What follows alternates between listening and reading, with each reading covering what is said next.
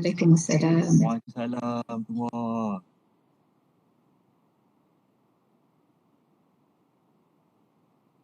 Okey, Dr. Zakaria dah di sini.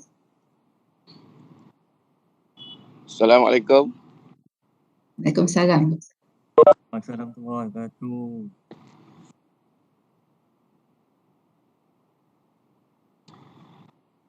Waalaikumsalam. Apa Pak Doktor, sihat? Prof sihat?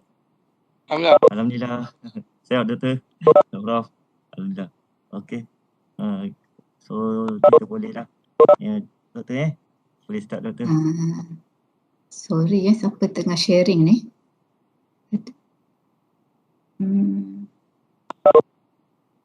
Tak tahu. Okey. Bismillahirrahmanirrahim. Assalamualaikum warahmatullahi wabarakatuh. Terlebih dahulu kita mulakan majlis kita dengan bacaan Ummul Kitab Al-Fatihah. A'udzubillahi minasyaitonirrajim. Bismillahirrahmanirrahim. Alhamdulillahirrahmanirrahim. Iyyaka na'budu wa iyyaka nasta'in. Alladzina an'amta 'alaihim ghairil maghdubi 'alaihim waladdallin. Okey.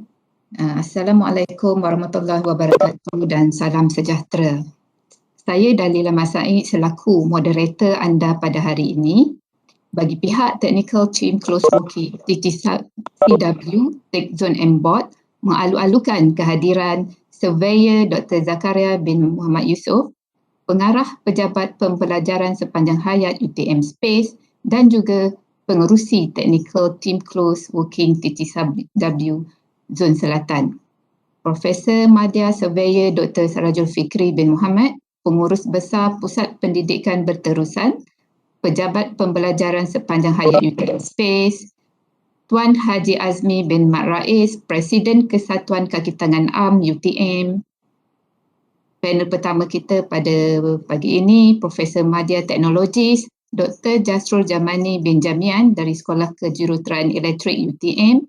Panel kita yang kedua, Encik Nur Syahiwan bin Ismail dari Suncross Solar dan semua peserta ke sesi webinar yang bertajuk Pengenalan Terhadap Sistem Penjanaan Menggunakan Panel Solar. Sebagai peringatan mesra, diingatkan supaya semua peserta memastikan mikrofon sentiasa dalam keadaan mute dan boleh turn on masa sesi soal jawab nanti. Semoga majlis kita dapat berjalan dengan lancar dengan kerjasama dari semua peserta. Okey, baiklah, untuk tidak melengahkan masa, majlis dengan ini menjemput Surveyor Dr. Zakaria bin Muhammad Yusof, Pengerusi TTCW Zon Selatan untuk memberikan ucapan aluan. Dipersilakan. Terima kasih TS Dr. Dalila. Assalamualaikum warahmatullahi taala wabarakatuh semua. Sebelum itu saya boleh dengar ke suara saya? Boleh? Boleh, jelas. Boleh dengar Doktor? Boleh Prof. Minta maaf, saya berada di luar ni, di Pasar Payah Danu ni. Jadi alhamdulillah ni banyak kreativiti yang kita boleh buat tanpa kita menangguhkan program-program yang telah kita aturkan. So kepada rakan saya Dr. Sarajul Fikri dan juga Tuan TS Azmi Khairul Nizam, TS Khairul Nizam dan juga rakan-rakan semua daripada MBOT Selatan. Alhamdulillah kita bersyukur kepada Allah Subhanahu Wa Taala kerana dengan izinnya dapat kita bersama-sama untuk meneruskan di perkongsian, perbincangan untuk yang berkaitan dengan apa-apa inovasi-inovasi baru untuk kita sama-sama terapkan dalam masyarakat dan juga untuk kefahaman kita sendirilah. Jadi saya Atan ini di bawah jawatan kuasa yang telah kita sama-sama bangunkan ini. Jadi mengalu-alukanlah program-program begini supaya ianya dapat kita usahakan bersama-sama lah. Dan alhamdulillah kita di bahagian selatan telah diberi mandat juga oleh pihak MBOT untuk bergerakkan program-program bersama dengan MBOT bagi pihak selatan ini. dan memang kita dah melahirkan hasrat kita untuk memberi tempat sebagai satu center, satu office di Taman Universiti untuk lebih kita aktifkan lagi program-program MBOT bahagian selatan. Untuk makluman semua, sebenarnya pada 28 hari bulan nanti, Presiden MBOT Datuk Dr. T.S. Hamisah dia akan pergi melawat UTM Space di Kuala Lumpur bersama dengan timnya untuk melihatlah apa yang ada di UTM Space KL, dan itu merupakan satu pengiktirafan dan juga satu yang memang kita adu-adukan lah. Kita akan eratkan lagi kerjasama kita UTM dan juga MBOT dengan platform UTM Space, dan kita juga dapat kebenaran, dapat izin daripada pihak pengurusan untuk kita buat satu macam satellite office lah untuk MBOT bahagian selatan. Dengan itu kita boleh penetrate ramai rakan-rakan di luar sana selain daripada masyarakat UTM untuk mendekatkan diri dengan MBOT ini dan mendaftarkan diri sebagai ahli MBOT. Ya. Jadi terima kasih kepada pihak jawatankuasa yang menganjurkan webinar ini kerana mengundang saya untuk bersama-sama. Minta maaf tidak berapa kali saya berada di luar. Kebetulan juga selama lebih kuranglah dalam 4-5 hari. Hari ini akan bergerak, tengah hari ini akan bergerak balik ke Skudai. Jadi alhamdulillah kita teruskan seminar webinar ini. Bukan sekadar bersama dengan rakan ITM, kita boleh panggil juga rakan-rakan industri yang lain, sama ada yang telah menjadi rakan kerjasama UTM Space dan juga pihak-pihak lain lah. Untuk maklumat, UTM Space ini konsepnya agak luas. Kita juga menjayakan program-program MQA di bawah program-program UTM, dan pada masa yang sama juga bangunkan program-program yang non-MQA, iaitu program sijil profesional, diploma profesional, yang non-MQA punya program untuk memberi peluang kepada rakan-rakan kita dalam industri yang mungkin pada peringkat awalnya mereka itu tidak berpeluang untuk masuk ke universiti. Jadi untuk memajukan karier mereka, memajukan bidang mereka, jadi kita sediakan platform dalam bentuk sijil profesional seperti diploma profesional terkenal lah. Jadi setakat ini untuk makluman, kita ada sekitar dalam 2,500 pelajar di bawah program non-MQA ini, dengan kerjasama rakan-rakan kerjasama. Rakan kerjasama kita ada lebih kurang 100, jadi berada di seluruh negara. Jadi yang uniknya di sini ialah walaupun kita tidak ada kampus sesuai dengan realiti sekarang ini, kita tidak ada pensyarah, kita tidak ada kurikulum, tapi kita ada pelajar 2,500 orang. Ini adalah gandingan kerjasama yang rapat dengan industri. Sebab itu kita panggil program-program di bawah program profesional ini daripada from industry maksudnya kurikulum itu dibangun oleh industri, kemudian teach by industry people, yang diajar oleh expert daripada industri, and then back to the industry, from industry, by industry, and to the industry. Jadi itu untuk khusus untuk program-program. Jadi maknanya kita welcome sesiapa saja rakan-rakan TS ataupun TC yang ada program-program yang bersesuaian untuk kita sama-sama bangunkan. Ini konsep perkongsian yang kita gunakan di bawah platform UTM Space ini. Jadi dia tidak tertakluk ataupun limited kepada program-program yang khusus saja di bawah MPA. Jadi konsep sharing dalam pendidikan ini kita luaskan lagi, ya. Bukan sekadar pendidikan itu untuk mereka-mereka yang keluar daripada universiti semata-mata, bahkan mereka-mereka juga yang tidak berpeluang. Jadi kita sediakan peluang. Adalah konsep pembelajaran sepanjang hayat. Di mana-mana saja kita boleh belajar. Maknanya di bawah tagline kita, di bawah UTM Space, anyone can learn anything at anywhere and anytime. Dan saya pun hari ini di Kuala Terengganu. Tapi tuan-tuan semua di mana-mana saja melalui webinar ini kita bertemu di alam. Jadi tidak melimitkan kita untuk berkongsi idea, berkongsi pandangan.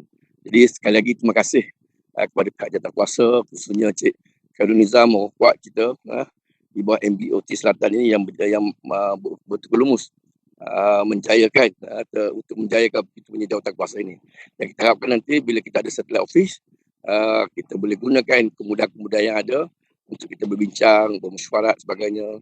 Yang penting sekali, limpahan ilmu-ilmu yang kita ada tadi tu bukan sekadar berada di dalam kawasan universiti, tapi juga melimpah ke kawasan-kawasan luar dan memberi manfaat kepada masyarakat di luar sana. Jadi orang barulah nampak dia punya kesan dari segi pendidikan sendiri. Saya selalu mengatakan bahawa pendidikan itu bukanlah untuk melahirkan mereka-mereka yang pandai semata-mata. Pendidikan itu ialah untuk melahirkan mereka-mereka yang berjaya, yang mampu menyumbang kepada masyarakat. Jadi kita tak boleh fokus lagi kepada mereka-mereka yang dapat A banyak semata-mata. Masyarakat di luar sana dahagakan ilmu-ilmu yang ada di dalam universiti. So kita cuba simplify the knowledge as long as will benefit the whole dia punya society. So itu kita akan cuba usahakan. Jadi sekali lagi terima kasih banyak dan teruskan usaha-usaha begini untuk kita saling bekerjasama, berkongsi pandangan dan juga idea. Jadi saya ucapkan banyak-banyak terima kasih dan minta maaf di atas kelemahan dan juga kekurangan yang ada. Itu saja apa yang saya boleh cakapkan pada hari ini. Terima kasih. Assalamualaikum warahmatullahi wabarakatuh dan salam sejahtera. Waalaikumsalam warahmatullahi wabarakatuh. Terima kasih diucapkan kepada Surveyor Dr. Zakaria bin Muhammad Yusof atas ucapan kata-kata Alwan tersebut. Diharap agar semua peserta dapat memahami dan seterusnya merealisasikan program kita pada pagi ini dan juga program-program kita yang seterusnya. Okey, seterusnya kita akan ke sesi kita untuk perkongsian dari panel pertama. Sebelum itu, saya ingin mengingati supaya semua peserta dapat mengisi Google Form di ruangan chat iaitu pada borang kehadiran. Okey, di sini saya ingin memperkenalkan panel kita yang pertama pada pagi ini iaitu Profesor Madya Teknologis Dr. Jasrul Jamani Benjamian adalah staf dari Sekolah Kejuruteraan Elektrik UTM. Beliau mempunyai kepakaran dalam bidang kejuruteraan elektrik kuasa dan tenaga boleh baharu. Selain tugas hakiki dalam pengajaran dan penyelidikan, Dr. Jasrul banyak terlibat dalam aktiviti-aktiviti kemasyarakatan seperti pembangunan solar PV terasing di kampung orang asli Pucur, Keluang Johor, pembangunan solar PV terasing di kampung orang asli Woh Intik, Tapah Perak dan juga pembangunan pemindahan ilmu kepada pelajar sekolah menengah dan sekolah rendah iaitu PV Educate, di mana ia telah membuatkan pemindahan ilmu kepada lebih 30 buah sekolah. Dan antara anugerah yang diterima oleh beliau ialah Anugerah Khidmat Masyarakat UTM 2017 dan 2021 dan juga menerima Anugerah National Energy Award 2020. Seterusnya, saya menjemput Profesor Madya Teknologis Dr. Jasrul untuk perkongsian yang bertajuk Pengenalan Sistem Solar PV dan Keberfungsiannya. Dipersilakan.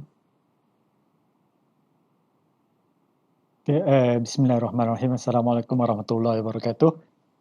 Terima kasih Profesor Madya TS Dr. Dalila di atas pengenalan tadi. Saya share slide saya sekejap. Okey, Bismillahirrahmanirrahim. Sekali lagi,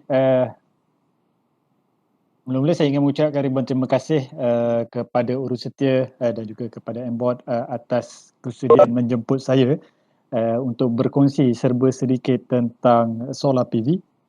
Dan tajuk yang saya akan bincangkan ataupun yang akan saya kongsikan hari ini adalah tentang pengenalan sistem solar PV dan juga keberfungsiannya.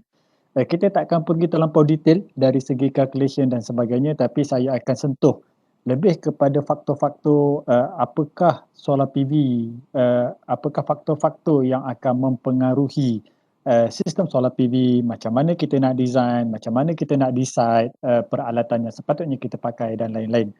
Okay, seperti yang diperkenalkan tadi, saya Jasrul Jamani Benjamian, boleh panggil saya JJ. So nanti kalau ada soalan boleh je interrupt dan tak ada masalah kalau katakan tadi dimaklumkan pada hujung. So boleh kumpulkan soalan dan saya akan cuba jawab pada hujung. InsyaAllah saya akan pergi sedikit laju sebab masa yang diberikan hanya 30 minit. Tapi sebelum tu saya sekadar nak memperkenalkan sedikit UTM bagi siapa yang tak tahu tentang UTM. Untuk makluman, UTM ada dua sahaja pusat, satu di Kuala Lumpur dan satu di Johor Bahru, dan main campus kita di Johor Bahru. Ini adalah gambar di main campus dan saya merupakan staff UTM. Dan untuk makluman semua juga, sekarang ni UTM cuma ada 7 fakulti. Dan salah satu the biggest fakulti adalah Fakulti Kejuruteraan, dan saya bertugas di bawah Sekolah Kejuruteraan Elektrik sebab di bawah Fakulti Kejuruteraan ada 6 sekolah. So saya merupakan staf di bawah Sekolah Kejuruteraan Elektrik. So yang ini sedikit profil saya. Sekarang ni saya merupakan pengarah bahagian Kejuruteraan Elektrik SKE UTM, dan pada masa yang sama saya juga merupakan pengarah untuk spin-off company Sustainable and Innovation Engineering Sdn Bhd. Okey, yang ini sesetengah projek perundingan yang saya buat berkaitan dengan solar PV, yang berkaitan dengan protection system, yang berkaitan dengan harmonik dan sebagainya. Okey, saya skip yang ni cuma sijil sertifikat tentang design, dan ini adalah tentang company kami, spin-off company yang mana kita ada buat engineering consultation related to OGPV, GCPV, design, protection system, power flow dan sebagainya. Selain itu kami turut ada mengadakan latihan. So antara contoh klien-klien, nanti saya akan share lah gambar antara klien-klien yang pernah kami adakan training untuk pemindahan ilmu dan sebagainya. So ini gambar serba sedikit tentang projek-projek yang berkaitan dengan solar. Saya cuma letak yang berkaitan dengan solar sebab tajuk kita fokus kepada solar PV. Dan kebanyakan projek yang saya involve adalah projek off-grid dan juga grid connected. Tapi perbincangan kita akan lebih kepada off-grid sebab saya tahu ramai yang berminat untuk letak solar, tapi keberfungsian solar itu sendiri sebenarnya menjadi persoalan bagaimana sistem tu sepatutnya direka bentuk. Okay, so kita akan kongsikan tentang tu. So ini antara contoh-contoh projek consultation dan juga projek CSR yang kami bangunkan. Yang ini adalah projek-projek yang kita buat untuk sekolah, dan ini antara training-training yang berkaitan dengan solar yang kami pernah buat untuk Kementerian Kesihatan Malaysia, untuk Petronas dan lain-lain. Okey, kita pergi kepada tajuk pertama. Saya go through laju je tadi, okey, supaya lebih mudah kita boleh fokus kepada apa ni. So, yang pertama adalah pengenalan asas solar PV dan juga parameter elektrik. Okey, kenapa saya sentuh sedikit parameter elektrik? Sebab untuk kita faham solar PV, macam mana kita nak design dia, kita kena tahu serba sedikit tentang parameter elektrik yang ada pada solar PV. Sebab ramai yang salah faham bila mereka selalu tanya, contoh, saya ada PV modul 30 watt, berapa saya boleh sambung? Okey, soalan tu tepat sebenarnya, tapi kalau dicakap saya ada PV modul 12 volt, berapa banyak yang saya boleh letak? Berapa banyak yang saya boleh susun? So dekat situ dia akan jadi problem. Alright. So itu yang kita akan bincang. So pertama, saya ingin tekankan di sini perbezaan antara solar, sebab biasa ramai orang suka sebut perkataan solar sebenarnya. Okey, dia kata solar panel, solar panel. Term solar panel tu sebenarnya kurang tepat. Okey, tapi tak apalah, in general kita training kita hari ni ataupun kita punya webinar hari ni pun kita akan pakai perkataan solar panel. Okey, sebab kenapa saya kata solar panel tu tak tepat? Sebenarnya solar tu sendiri adalah matahari, kita tahu kan? Dan ada banyak teknologi yang menggunakan tenaga daripada matahari. Contoh kalau kita tengok yang ini adalah solar thermal. Yang ini adalah solar thermal dan ini adalah solar PV. So, solar thermal ni, ini yang kalau kita tengok dekat rumah-rumah yang mereka pakai untuk panaskan air. So, dia menyerap cahaya matahari, dia menyerap haba matahari, lepas tu dia gunakan untuk panaskan air. Tapi berbeza dengan solar PV. Dalam solar PV, dia akan convert tenaga daripada matahari tukar kepada elektrik. Okay, so perbezaan dia jelaslah, sebab yang pertama lebih kepada konsep haba, yang kedua dia memang convert tenaga matahari tukar kepada tenaga elektrik. Dan solar PV, untuk makluman semua, sebenarnya mereka tak suka haba. Dia terbalik dengan solar thermal. Solar thermal kalau boleh dia nak maksimum haba supaya air tu dapat dipanaskan, tapi solar PV sebenarnya lagi sejuk lagi bagus. Dan the best performance ataupun kita kata dia punya standard test condition adalah pada suhu 25 darjah Celsius. Semakin tinggi suhu pada solar panel tu, semakin drop dia punya performance. Sebab tu kalau kita pakai solar panel sebenarnya kurang tepat. Sebenarnya kita referring kepada solar PV ataupun kita sebenarnya tengah referring kepada solar panel, solar thermal. Okey, itu yang pertama. Ini yang kalau kita nampak pada solar PV modul ni, yang petak-petak tu, inilah dia. Ini kita panggil sebagai sel. Dan sel ni lah yang berfungsi untuk tukar tenaga daripada matahari, okey, yang kita panggil sebagai irradiance. Dia ambil tenaga daripada matahari dan dia tukar kepada tenaga elektrik. Alright. Dan gabungan sel-sel ni, maka datanglah yang kita panggil sebagai modul. Ni yang kita nampak biasa kita panggil solar panel tu. Okey, satu solar panel tu sebenarnya dia terdiri daripada sel-sel ni, sel-sel keping kecil-kecil ni. Dan sel ni yang sebenarnya yang berfungsi untuk menghasilkan elektrik, bukan yang warna putih dia ke, frame dia ke, bukan. Okey, sel ni sendiri yang apa ni. Dan gabungan panel ataupun modul ni pula dia akan menghasilkan array yang kita panggil sebagai array lah. Kebanyakan application memang kita akan nampak ada beberapa solar panel dan sebagainya. Okey. So term yang kita pakai kat sini solar panel lah supaya mudah semua orang aware apa tu solar panel. Okey, so persoalan pertama, ini yang saya dah bagi tahulah jawapan tadi. Okey, adakah solar PV modul, okey, dia menggunakan sinaran ataupun dia menggunakan terang ataupun dia menggunakan suhu untuk menghasilkan elektrik? Okey, jawapan dia sebenarnya solar panel dia tak menggunakan dia menggunakan tenaga daripada sinaran matahari. Dia tak guna daripada terang ataupun dia tak guna daripada suhu. Macam saya kata tadi, suhu makin tinggi sebenarnya dia akan menyebabkan performance makin jatuh. Sebab kenapa saya kata dia tak menggunakan terang sebagai faktor untuk menghasilkan elektrik. Contoh, kalau kita ambil PV modul kita pasang lampu dalam rumah, kita halakan kepada PV modul kita tak akan menghasilkan elektrik. So, faktor terang, dia bukan keterangan statement kan. Okay, faktor terang sebenarnya dia tidak mempengaruhi kepada keluaran elektrik. Sebenarnya tenaga yang dihasilkan oleh PV modul dia perlu datang daripada sinaran matahari ataupun lebih tepat kita panggil sebagai radiasi, irradiance. Okey.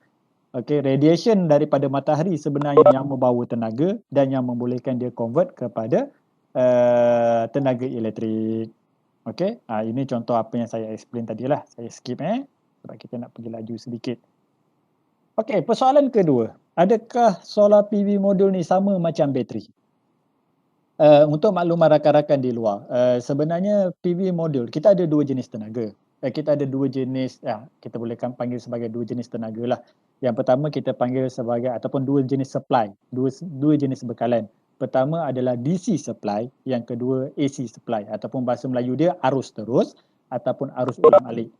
Okey, bateri merupakan salah satu contoh arus terus. PV modul pun dia adalah salah satu contoh arus terus. Okey, apa yang kita nampak contoh kita punya genset, diesel generator, coal generator, kita punya power plant, apa yang kita guna dekat rumah sebenarnya dia adalah arus ulang-alik. Ini adalah contoh gambar rajah arus terus. Walaupun PV modul dia adalah sama kategori iaitu arus terus, tapi dia tak menghasilkan tenaga sama macam bateri. Tenaga daripada PV modul, okey, ataupun kita panggil solar panel tadi, dia bergantung kepada cahaya matahari. Dan kalau kita tengok contoh dekat sini, kita nampak dia berubah-ubah. Dia tak constant. Okey, ini contoh data sebenar yang saya collect di Johor. Kalau kita tengok dia start lebih kurang pukul 8 baru dia mula start naik. 8 lebih baru dia start naik. Lepas tu nanti lebih kurang pukul 3, pukul 4 dia akan mula start turun dan sebagainya. Okey, ini adalah contoh keluaran daripada solar panel. Okey, ataupun PV modul. So, dia berbeza dengan bateri. Sebab tu kalau kita ada bateri dan kita nak guna untuk kipas DC, kipas arus terus contohnya, kita pasang bateri, kipas tu akan berpusing secara konstan pada kelajuan yang sama. Dia akan memberikan bekalan yang sama. Tetapi PV modul dia tak begitu. Walaupun dia kategori arus terus, tapi dia bergantung kepada radiasi matahari tadi. So, kalau ada bayang-bayang, kalau ada mendung, kalau ada pergerakan awan, secara automatik performance PV modul ni akan jatuh. Sebab tu kita tak boleh expect PV modul kita ni dia berfungsi macam bateri. Tak. Malah performance dia jauh lebih lemah daripada bateri. Okey? So itu yang pertama. So, menjadi persoalan ketiga. Katakan sebab saya tahu irradiance dia berubah-ubah, adakah kita boleh sambung PV modul terus kepada peralatan elektrik? Jawapan dia boleh. Kalau nak, boleh, tak ada masalah. Sambung je PV modul ni contohnya kepada pump. Ini contohlah kita ada pump fertigasi dan sebagainya. Cuma masalah dia satu, kalau kita sambung direct, apa yang akan berlaku? Kalau ada radiasi matahari, ada sinaran matahari, barulah dia hidup. Okay? Kalau tak ada, dia akan off. Itu kelemahan kalau kita sambung direct. Maksudnya, kalau waktu tu kita nakkan dia berfungsi dan sedangkan waktu tu tiada sinaran matahari ataupun radiation, secara automatik pump itu takkan berfungsi. Itu kelemahan sekiranya kita nak lakukan sambungan secara direct. Ada tak orang buat? Ada. Contoh application dekat kawasan pedalaman yang mana ianya tak kritikal. Kita just nak pump air, bawa naik ke atas. Okay. Dan pump tu tujuan dia adalah untuk just untuk bantu bawa air. So ada matahari, air dia akan bawa ke atas. So kita boleh pakai.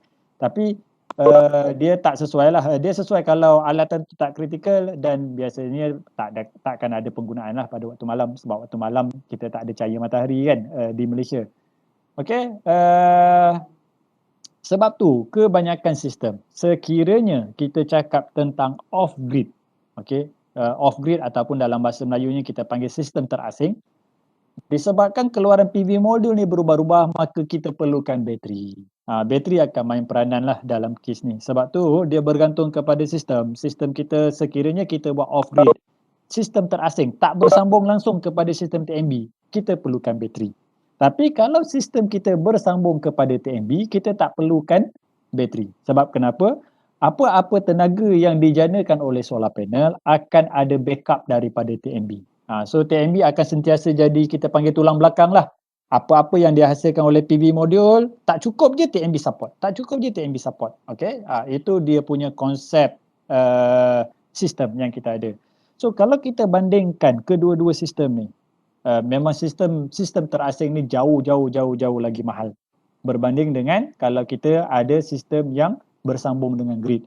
Sebab kenapa? Yang pertama, dari segi teknologi inverternya mudah, lebih murah sebab production jauh lebih banyak.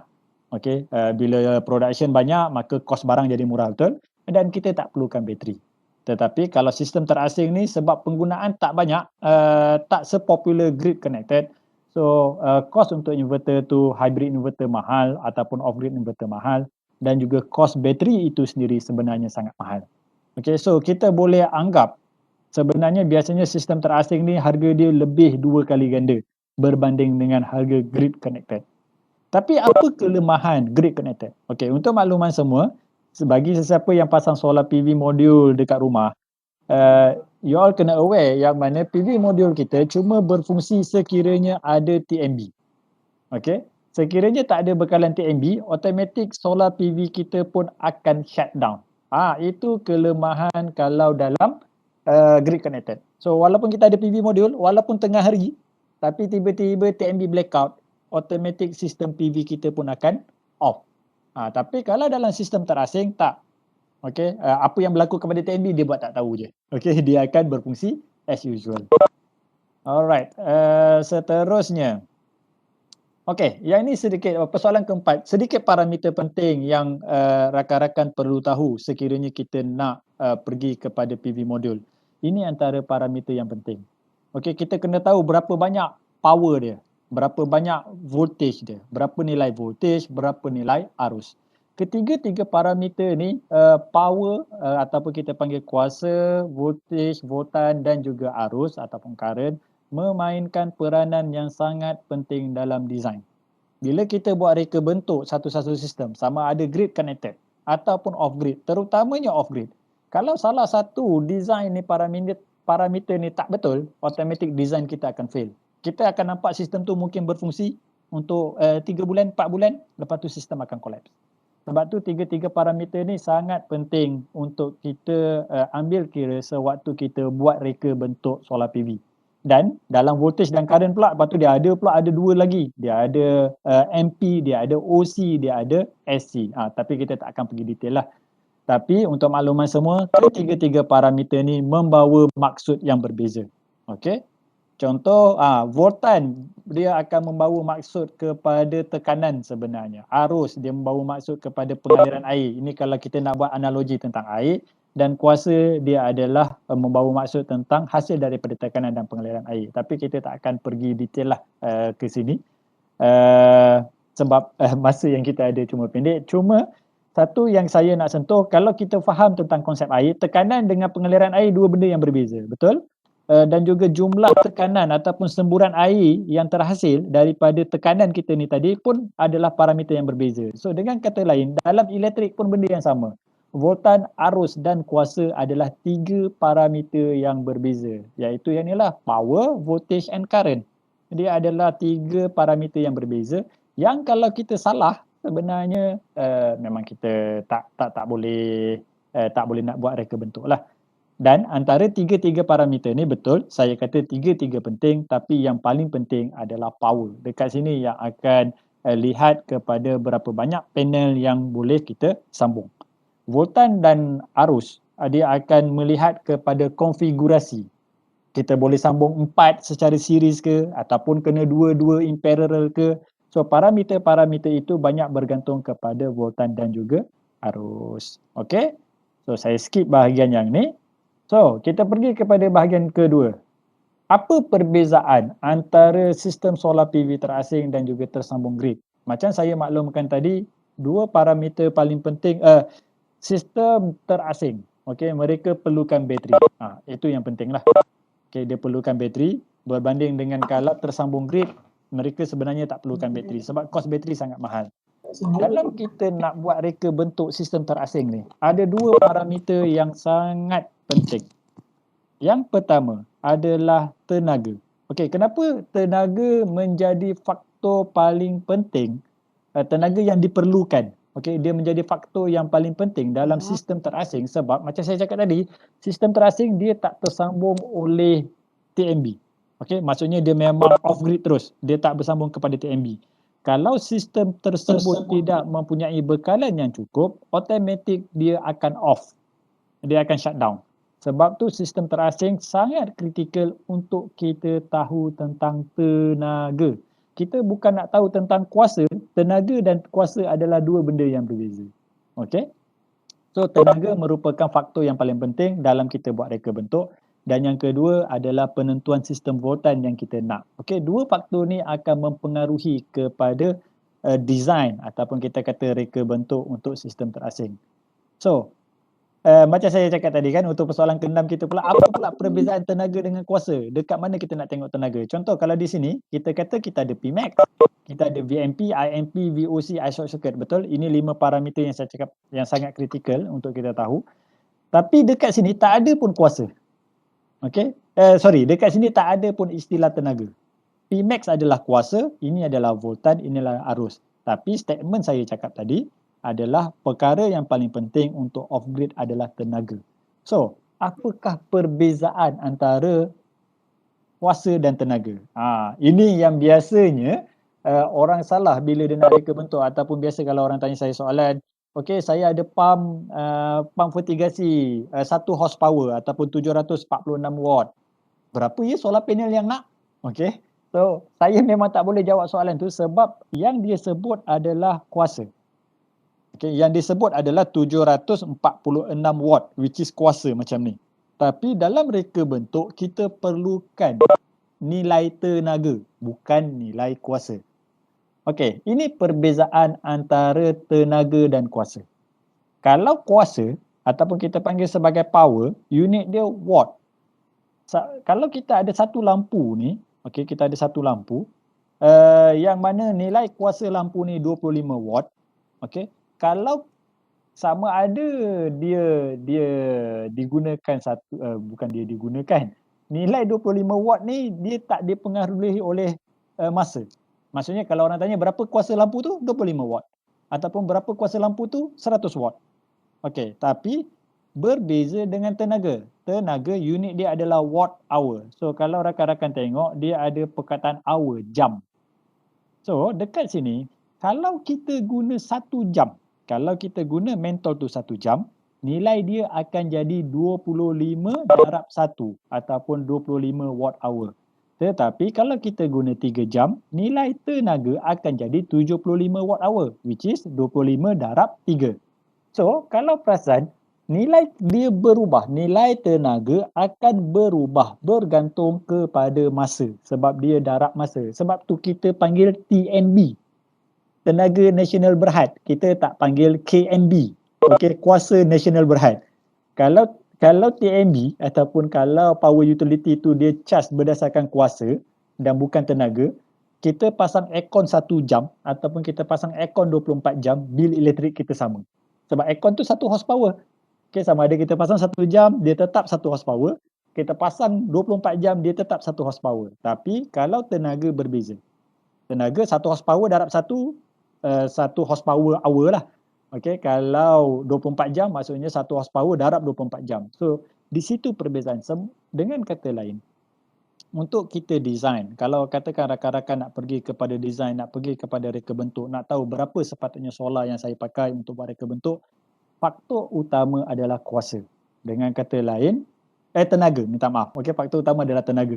Sebab biasa pakai English, energy. Faktor utama adalah energy. Dengan kata lain, 2 parameter penting yang kena tahu. Pertama, kena tahu berapa kuasa dia, berapa power dan berapa lama digunakan. Okay, contohnya, boleh bagi tahu. Saya ada alat 500 watt dan saya akan gunakan 5 jam sehari. Itu data yang diperlukan untuk kita design. Maksudnya 500 darab 5 which is sama dengan 2500 watt hour untuk sehari. Okay? So, itu perbezaan utama antara tenaga dengan kuasa. Tenaga tak melibatkan masa tetapi kuasa melibatkan masa.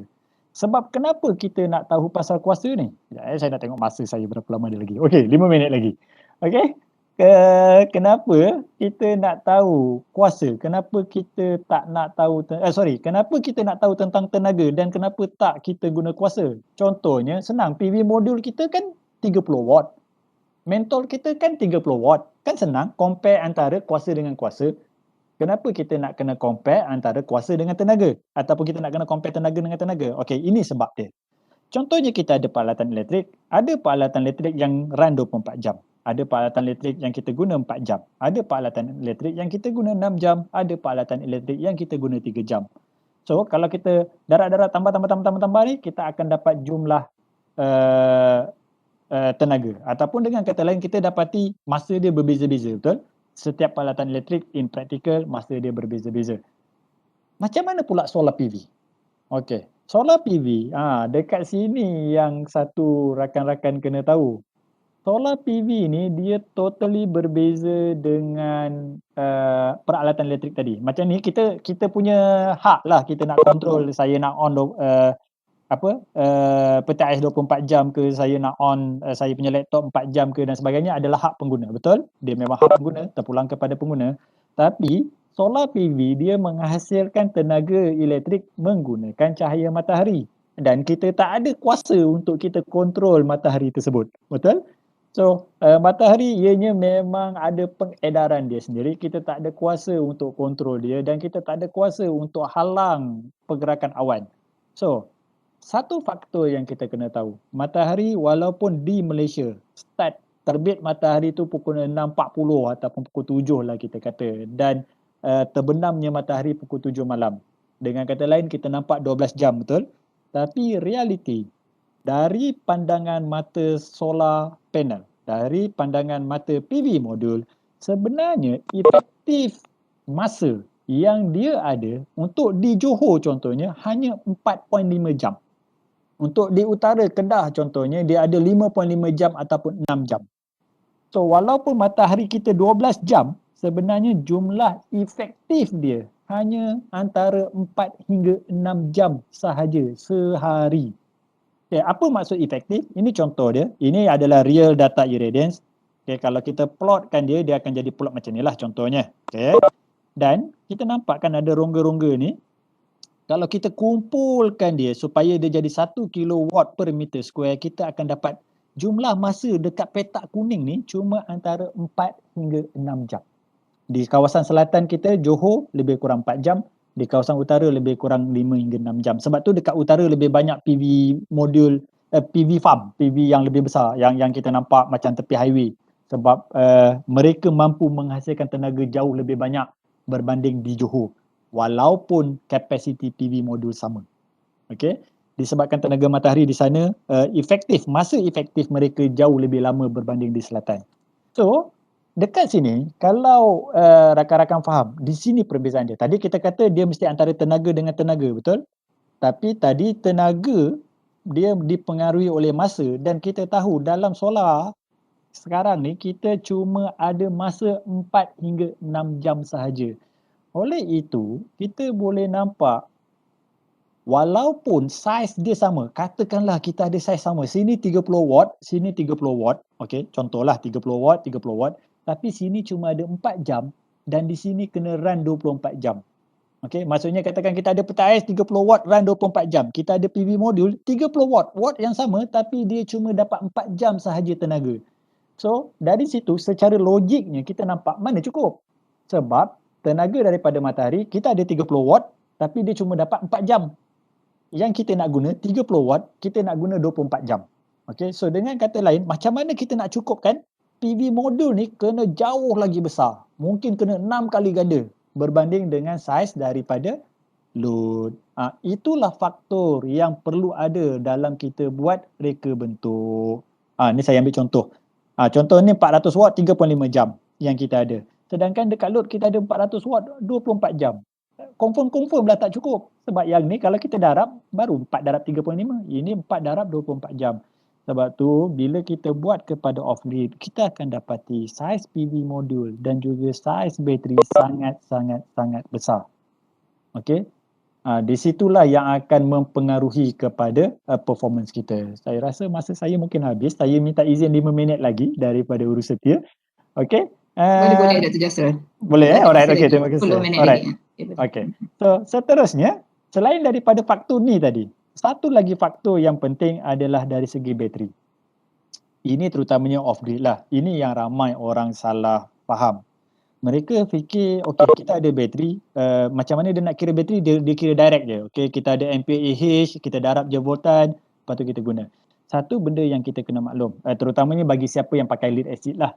Okey, sebab lead acid jauh lebih murah dan dia lebih established sekarang ni.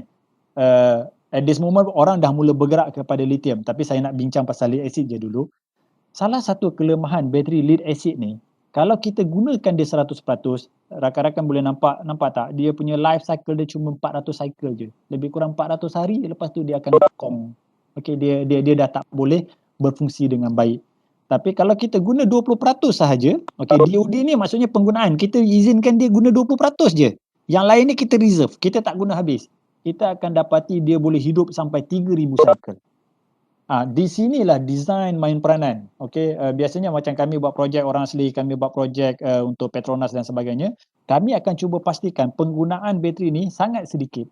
Sebab kenapa? Sebab kita nak prolong, kita nak panjangkan jangka hayat dia. Kalau kita benarkan dia discharge sampai habis, memang jangka hayat bateri tu akan pendek. Okey? Tetapi berbeza dengan grid connected ataupun kita panggil sistem yang bersambung grid, yang mana mereka ada bekalan, mereka ada backup daripada TNB, kita tak perlukan pun bateri dan kita tak perlu pening-pening berapa banyak yang diperlukan. Okey, sebab kenapa? Bergantung kepada tak cukup TNB support. Berbeza dengan sistem pertama tadi. Sebab tu kalau untuk sistem grid connected, apa yang kita perlu tahu? Kita cuma perlu tahu daripada bil elektrik kita je. Sebab tu kalau rakan-rakan approach company yang bekalkan solar, okey, di rumah grid connected, mereka cuma perlukan bil elektrik. Mereka tak nak tahu pun apa peralatan dalam tu. Sebabnya bagi mereka kalau tak cukup TNB support, itu je. Okey, so dia jauh lebih mudah. Dan kos dia jauh lebih murah, tetapi perlu mendapat kelulusan daripada SEDA dan juga daripada Suruhanjaya Tenaga lah. Itu antara item yang penting untuk memastikan, untuk memastikan bahawa pemasangan kita mendapat pengiktirafan daripada pihak autoriti. Okey, so last daripada saya, insyaAllah yang ni mungkin sekadar 2-3 minit. Bila kita nak fikir tentang solar, sebenarnya solar adalah the last option. Kalau tanya saya, solar sepatutnya adalah the last option, not the first option dalam penjimatan elektrik. Okay, so apa yang sepatut kita buat? Pertama, sepatut kita buat energy conservation, which is penjimatan elektrik. Kalau boleh, kita terapkan lebih kepada penjimatan elektrik secara manual. Tak guna lampu, tutup. Tak guna aircon, tutup. dan sebagainya. Okey, itu yang pertama.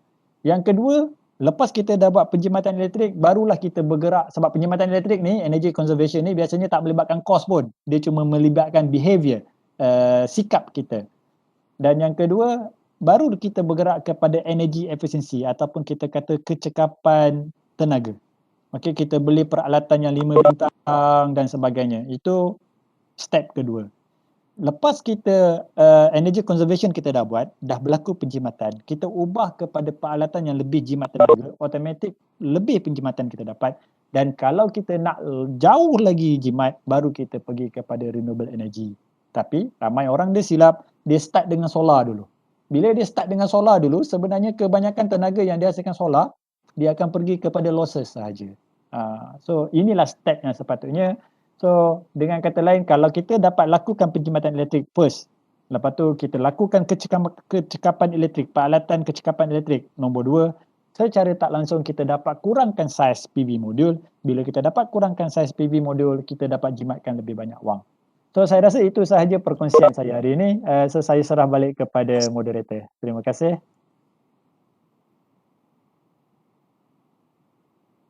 Okey, terima kasih diucapkan kepada Profesor Madya Teknologis Dr. Jasrul atas perkongsian tersebut. Penjelasan yang sangat jelas berkaitan keberfungsian sistem solar PV. Jika ada sebarang persoalan, bolehlah ditulis di ruangan chat ataupun dikemukakan selepas sesi panel kedua nanti. Okey, dan diingatkan juga untuk semua peserta untuk mengisi borang kehadiran. Seterusnya, saya ingin memperkenalkan panel kita yang kedua pada program pagi ini, iaitu Encik Nur Syahiwan. Okay, Encik Nur Syahiwan adalah pengasas Suncross Solar. Beliau mempromosikan aplikasi teknologi tenaga solar terutama untuk aplikasi bagi komuniti tanpa akses kepada grid elektrik di ASEAN. Suncross Solar telah melengkapkan lebih 150 projek pemasangan solar termasuklah untuk kawasan pedalaman, pertanian, fasiliti, peranginan dan juga bangunan komersial di 4 buah negara termasuk Malaysia. Selain itu, Suncross Solar juga aktif dalam melaksanakan inisiatif sosial di mana sebahagian hasil pendapatan dari projek komersial disalurkan untuk projek pemerkasaan komuniti luar bandar termasuk kepulauan dan orang asli bagi menikmati kemudahan bekalan tenaga elektrik asas.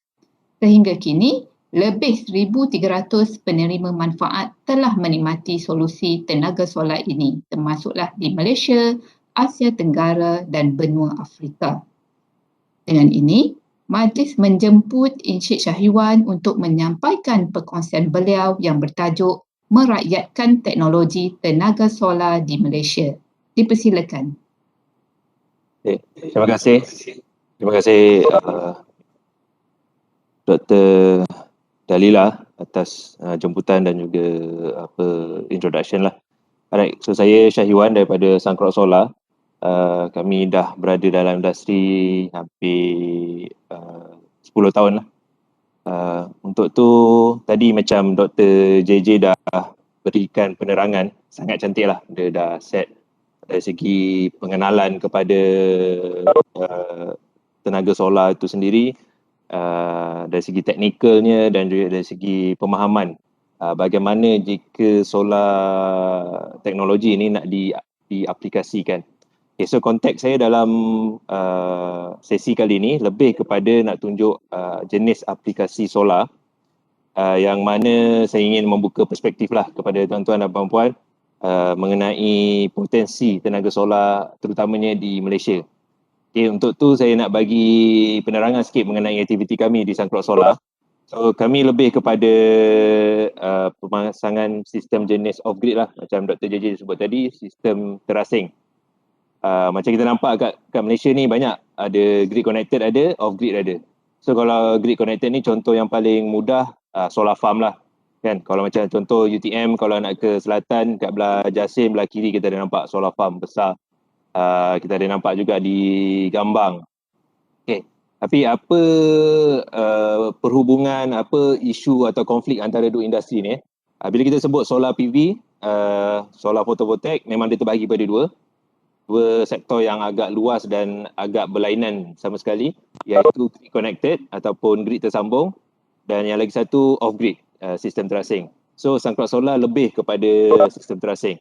So dari segi perhubungan dua sektor ni saya nak tunjuklah pada tahun 2020 untuk rekod oleh International Energy Agency, solar yang dah terpasang yang berfungsi di dunia ni kita ada 583 gigawatt yang berfungsi. Maknanya ni installed photovoltaic system. Maknanya dia campurlah semua sistem grid connected ke solar farm ke off grid dan sebagainya. Okay, cuma daripada jumlah ni 583.5 gigawatt ni hanya 0.6% yang khususkan untuk aplikasi sistem terasing. Okay. So daripada total ni kita panggil kira solar ni solar booming lah. Awal tahun 2010-2011 ni memang booming, dia merebak lah solar ni sehingga ke Asia Tenggara dan sebagainya. Tetapi hanya daripada booming ni kita tak sampai 1% pun yang kita gunakan untuk off-grid application. So saya nak timbulkan persoalan di situ, yang mana daripada populasi dunia ni kita masih ada lagi 10% yang masih tidak mempunyai akses kepada elektrik. So kat dunia ni kita ada dalam 7 lebih bilion. So dalam ada 700 juta, 800 juta lagi rakyat di dunia ni masih belum ada akses kepada elektrisiti. Ini yang belum ada akses tau. Belum lagi dikira yang ada akses elektrik tapi tak stabil. Okay, contoh kita tengok negara kalau ASEAN di Myanmar dan sebagainya, tak payah pergi jauh lah, dalam sejam 2 jam daripada bandar Yangon tu sendiri ada elektrik, tapi sekejap ada sekejap tak ada lah. Kalau pergi kat sana, pemandangan setiap bangunan rumah kedai ada generator, ada voltage regulator tu semua kira pandangan biasalah. Tak perlu pergi jauh. Kadang kita turun kat airport pun, terminal pun kadang boleh blackout. So itu adalah realiti situasi dekat dunia sekarang ni. Okay, kenapa saya tegangkan apa kaitan tenaga solar dengan isu ni? Kalau kita tengok, tenaga solar ni adalah salah satu tenaga yang boleh dihasilkan dan digunakan di tempat yang sama. Kalau banyak tenaga, masuklah tenaga konvensional ataupun tenaga boleh diperbarui, tenaga solar ni je yang betul-betul praktikal, maknanya boleh letak atas bumbung, orang kat bawah bumbung tu boleh guna terus tenaga solar. Kalau tenaga lain, banyaklah proses dia. Kita ambil contohlah tenaga angin, wind energy. Kalau rumah tu memang di tempat yang sesuai untuk wind energy, memang boleh dipakai teruslah. Tapi kalau dalam konteks Malaysia ni, memang secara amnya Malaysia ni memang tak sesuai lah untuk guna tenaga angin. Tentu kita ambil tenaga lain lah. Kalau fossil fuel, nak pakai gas ke, nak pakai arang ke, perlu ada power plant yang besar, disalurkan ke rumah dan sebagainya lah. Tapi kalau solar ni, konteks dia boleh jadi prosumer lah. Dia boleh produce, dia boleh consume. So dia jadi prosumer. Sekecil-kecil aplikasi solar ni dia sangat praktikal. Sekecil-kecil jam tangan dia boleh kuasakan, dengan sebesar-besar satu daerah ke satu negeri ke malah satu negara pun dia boleh kuasakan. Tapi mungkin ada gabungan kuasa lain dan sebagainya lah. Tapi saya nak tunjukkan signifikannya tenaga solar ni, kenapa dia sangat praktikal lah. Okay. Alright, so kita Malaysia pun baru-baru ni Jun telah di set ataupun diwar-warkan semula. Kita punya target Malaysia, kita nak 31% sumber tenaga energy mix kita daripada renewable energy sebelum ataupun sehingga 2025. Okay.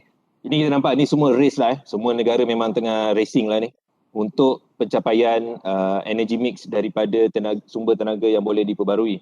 Tapi dalam konteks ni dia menyebabkan ketidakseimbangan lah. Ketidakseimbangan bila pasaran itu dipandu oleh keperluan seperti ini tanpa kita membuka konteks dengan lebih luas. Contohnya impact kepada komuniti, impact kepada alam sekitar, impact kepada ekonomi dan sebagainya lah. Contohnya saya bagi inilah. Ni. Ini adalah contoh gambar pelita yang masih digunakan oleh segelintir, memang sikitlah rakyat Malaysia yang masih bergantung kepada pelita lilin. Sekarang ni dia lebih sikit lah, dia ada power bank tapi dia kena pergi charge kat tempat lain dan boleh guna di rumahnya. Ini adalah pelita buatan guna tin Red Bull, letak minyak. Okay, dulu letak minyak tanah, sekarang minyak tanah mahal sangat. Satu botol tu RM7, satu botol kaca tu. Sekarang dia guna diesel. Dia guna diesel untuk jadikan sebagai sumber tenaga. Kalau dalam perkampungan orang asli, sumber minyak susah nak dapat, mereka gunakan minyak masak. Minyak masak 1 liter tu RM2.5 kan, yang sepaket plastik tu. Sampai ke dalam dia boleh jadi sampai RM3.5, RM4 lah. Setiap malam satu rumah tu akan menggunakan dalam 1/3 daripada minyak tu. So perbelanjaan sumber tenaga dia untuk cahaya yang orang kata seciput tu dalam RM1.5 ke RM2 semalam. So boleh bayang lah kalau sebulan dia dah belanja RM60 lah, RM50. Umpama macam pakai elektrik biasa je. Okay. Alright, so kami Sangkrok Solar, kami lebih kepada off-grid lah. Pelanggan ideal kami lebih kepada bidang pertanian dan juga bidang-bidang yang off-grid lah, yang elektrik tidak boleh sampai, ataupun sistem-sistem yang memerlukan bateri. So macam resort, chalet, perkampungan, pulau, gunung, dalam hutan, kenderaan, food truck, kami ada buat camper van, ambulance dan sebagainya lah. Itu lebih kepada pengkhususan kami. Tapi di samping kami buat projek-projek komersial, kami juga ada projek off-grid, projek sosial, yang mana kita akan salurkan sedikit pendapatan ataupun daripada hasil jualan kami kepada inisiatif sosial lah, yang mana kita akan cari masyarakat-masyarakat yang off-grid lah, kita panggil off-grid community. Kalau kat Malaysia ni kita ada 3, kita klasifikasikan sebagai 3 lah. Yang satu yang memang agak masalah masih meluas ni, yang terutamanya di Sabah Sarawak lah. Sebabkan topografinya, gunung ganang, sungai dan sebagainya, masih banyak lagi rakyat Malaysia yang belum di Sabah Sarawak yang belum mendapat akses kepada elektrik. Yang kedua, kita kalau lebih kepada Semenanjung, komuniti di pedalaman lah, khususnya kepada komuniti orang asli. Dan yang kelas yang ketiga, kes-kes macam terpencil dan khas lah. Mungkin ada masalah dari segi keluarga, komuniti dan sebagainya. Ada yang kelas yang ketiga ni tak perlu pergi jauh lah. Macam kami bertempat di Lembah Kelang, kita masih jumpa lagi rakyat Malaysia yang hidup tanpa elektrisiti, yang guna lilin ni. Tak perlu pergi jauh lah. Ada di Batang Kali, di Nilai, di Negeri Sembilan ada yang masih lagi menggunakan lilin. Kalau bila saya kongsikan bersama rakan pun, orang tak percaya lah, yang kata kat Malaysia ni ada orang masih lagi malam-malam pakai lilin. So tu belum kami pergi ke Pantai Timur lagi, Kelantan ada, di Pahang pun kami ada buat. Ni semua kes-kes terpencil lah, yang terlepas pandang. Mungkin kos untuk penyambungan tu terlampau tinggi bagi pengguna, ataupun dia kira macam agak tersisih sikit lah daripada pembangunan ataupun tersisih daripada masyarakat. Itu contoh penerima manfaat yang kami cuba carilah, yang cuba kami santuni. Alright, so ni dari segi bidang kami lah. Kami ada projek komersial, saya sebut tadi kami buat kenderaan, lampu jalan, kios dan sebagainya, dan juga bangunan. Tetapi kami juga salurkan kami punya pendapatan ni kepada penerima manfaat di bahagian sosial ni lah. Target kami masyarakat yang hidup tanpa akses pada elektrisiti, terutamanya di ASEAN dan juga di Afrika. So bagi kami dalam SDG, Sustainable Development Goal, kami punya target adalah nombor 7, Affordable and Clean Energy. Cuma malangnya kalau kita tengok dia punya penerangan, ensure access to affordable, reliable, sustainable and modern energy for all. Bila all ni, kira bagi kami all ni agak kurang diberi perhatian lah. Okay, dari segi inclusivity tu, yang mana industri solar ni memang dipacu oleh sektor grid, grid tersambung. Okay, maknanya disebabkan permintaan terlampau kuat, maknanya seluruh industri berlumba-lumba. Semua nak buat solar farm, siapa lagi besar, berapa puluh megawatt, sekarang main ratus megawatt, bangunan. Ibarat dia bagi saya, jangan salah faham lah, tak salah kita nak pergi nak kembangkan sektor grid tersambung ni. Cuma usaha yang sama, jika kita target kepada sesetengah kumpulan, impact dia jauh lebih besar. contoh kalau kita tolong yang masyarakat yang hidup tanpa akses pada elektrisiti ni, impact dia kepada sosial. Maknanya keluarga, pembinaan asasiah, pendidikan dan sebagainya lebih besar. Ekonomi, mereka boleh beroperasi pada waktu malam. Contoh macam kampung asli, pada waktu siang dia berkebun lah, pergi bercucuk tanah sebagainya. Contoh dia ambil padi bukit dan apa. Bila malam, lampu ada, dia boleh proses padi bukit tu menjadi beras lah. Dia nak tumbuk ke, nak bungkus ke. Dan yang ketiga, dari segi alam sekitar tu sendiri. Ini tak perlu saya terangkan lah, dari segi pembebasan karbon dan sebagainya. Comparison dia, perbandingan sangat-sangat jelas antara bahan api pelita menggunakan diesel ataupun lilin dengan tenaga yang hampir bersih, mesti tenaga solar ni, memang jauh berbeza lah.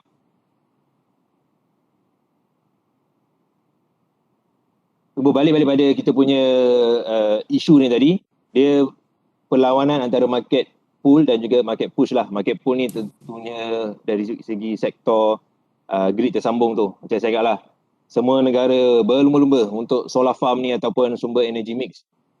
Itu belum lagi saya terangkan konteks macam Malaysia lah. Kita penggunaan sumber tanah kita yang cukup subur ni, adakah dia berbaloi kita gunakan untuk solar farm ataupun semudah-mudahnya kita buat perbandingan contohlah tanam kelapa sawit. 100 ekar buat solar farm dengan 100 ekar buat kelapa sawit. Adakah perbandingan itu dilakukan ataupun apakah impactnya? Okay. Sebab dari segi solar farm ni, terutama yang kita tahu bumbung kat Malaysia ni masih banyak lagi lah untuk diguna pakai, bumbung kilang, gudang dan sebagainya. Itu salah satu aplikasi lah. Okay. So untuk market push, untuk komuniti yang hidup tanpa akses pada elektrisiti ni, so kami cuba hubungkan dua ni dengan kami melakukan projek komersial dan kami susuli dengan projek sosial. Okay. Setiap projek komersial 1 kilowatt peak yang kami pasang, kami pastikan ada 10 penerima manfaat di bahagian sosial lah.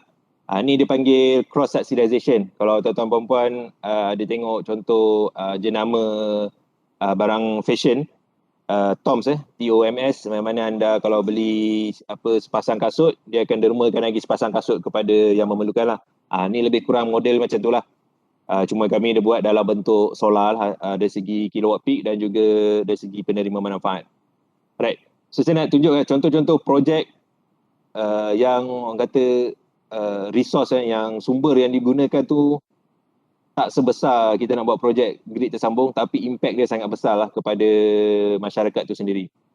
Contoh, ini antara awal-awal pelibatan kami, ini projek untuk masjid lah di Persiangan Sabah.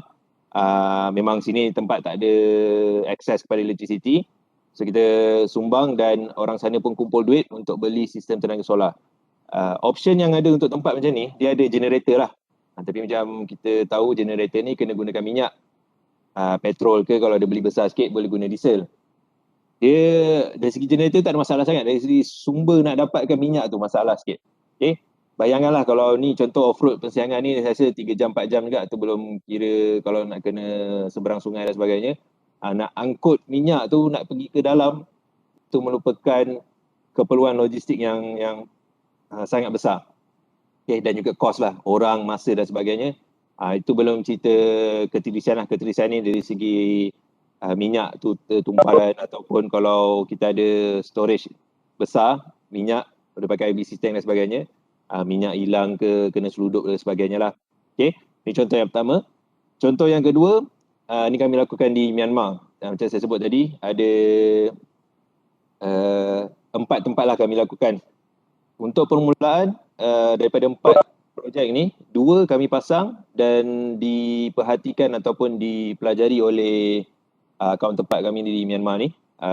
Ada kira technician lah. Dan 2 sistem yang ketiga dan keempat tu mereka pasang, kami pula yang tengok. Okay. Alhamdulillah sampai sekarang yang belajar pasang tu, dia dah boleh mengajar orang lain pula untuk pasang sistem tenaga solar. Okay. So yang macam untuk sistem yang dekat sini lebih kepada sistem DC lah. Kalau tadi tengok ada Dr. JJ terangkan, sistem ni dia tak gunakan inverter. Dia lebih pada lampu, kipas, dan ada satu kita buat dekat rural clinic ni, kita bagikan dia peti sejuk DC, direct current ataupun arus terus punya peti sejuk, supaya dia boleh letak ubat-ubatan dekat dalam tu. So ni ada 4 tempat yang kami lakukan, di madrasah, klinik klinik di pedalaman, stesen kereta api dan juga masjid. So stesen kereta api dia ni memang ibarat macam pondok pacak je lah. So dia bila malam dia jadi pusat tertumpunya masyarakat lah. Dia datang situ, ada macam orang jual-jual dan sebagainya. So kita hidupkan stesen kereta api tu bila malam, maknanya orang kampung ada aktiviti lah, boleh berkumpul dan sebagainya. Okay, yang tadi mungkin sistem pada skala besar, tapi yang ni saya nak terangkan sistem tenaga solar ni dia tidak perlu kompleks. Itu tujuan saya dalam sesi ni lah. Saya nak bagi perspektif tenaga solar ni mudah, seringkas-ringkas tapi masih boleh memberikan impact yang besar lah. Contoh kalau tuan-tuan perempuan tengok dalam gambar ni, panel yang kita gunakan 10 watt je. Okay, 10 watt dan kita ada letak dia panggil USB cigarette. Ingat tak zaman dulu kalau kereta kita kena tutup cigarette punya USB tu.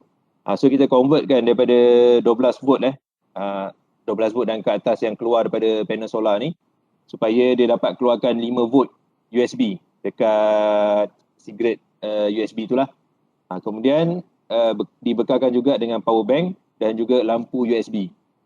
So pada waktu siang pengguna kat sini akan charge lah, dedahkan panel ni pada cahaya matahari, power bank dia letak dalam pondok dia charge sampai penuh. Bila malam dia boleh pakai lampu lah. Ni contoh aplikasi yang sangat ringkas. Contoh bajet masa yang ni pun dalam RM150 punya bajet. Ada 160 set yang dibawa ke Afrika oleh rakan NGO kami, MyCore, ke Tanzania, Kenya, Sudan dan Uganda lah. Ni salah satu aplikasi bagi kami yang murah, mudah tapi impact dia besar.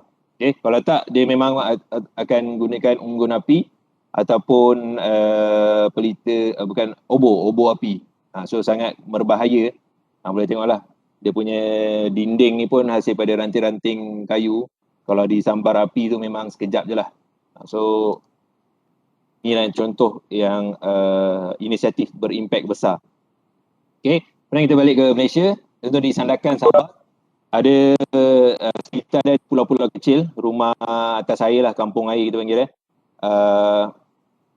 Satu pulau ni dia ada dalam 10-12 rumah je. So untuk contohlah kerajaan nak buat bila dia nak buat projek solar ataupun mini power plant tu, economy of scale dia tak sampai lah sebab sikit sangat rumah, 10 hingga 15 rumah. Dan cara kita tengok kerajaan pun kalau buat solar ni dia mesti centralized. Dia macam mini solar farm dan sebagainya, dia tak boleh attack satu-satu rumah. So kita pergi ke sekitar Sandakan ni ada 4 atau 5 pulau. So ada dalam 60 buah rumah. So kita bekalkan panel solar ni 10 watt, ada 4 keping, 40 watt, bateri, solar charge controller dengan lampu DC lah dan juga USB punya charger. So dapat sekurang-kurangnya dapat menyelesaikan keperluan lampu pada waktu malam. Sebab dia agak bahaya lah, dia punya jalan jeti dia ni pun tak ada penghadang. Maknanya kalau jalan-jalan malam tu salah jalan masuk laut lah. So bagi mereka dah biasa, tapi mungkinlah ada dari segi isu keselamatan dan sebagainya. So kita buat projek ni supaya mereka dapat pasang sendiri dan juga dapat selenggara sendiri sistem tersebut. Ni kita selalu dengar konsep orang kata kalau nak bagi ikan dia makan habis terus, cuba bagi pancing, dia bolehlah pancing ke seumur hidup kan. So tu konsep kami aplikasikan dalam solar. Kalau kami bagi je sistem tenaga solar ni bagi bulat-bulat, dia setakat sistem tu sebelum rosak je lah. Kalau sistem dah rosak habis dah benda tu. Tapi kami ajar penerima manfaat ni untuk pasang sendiri.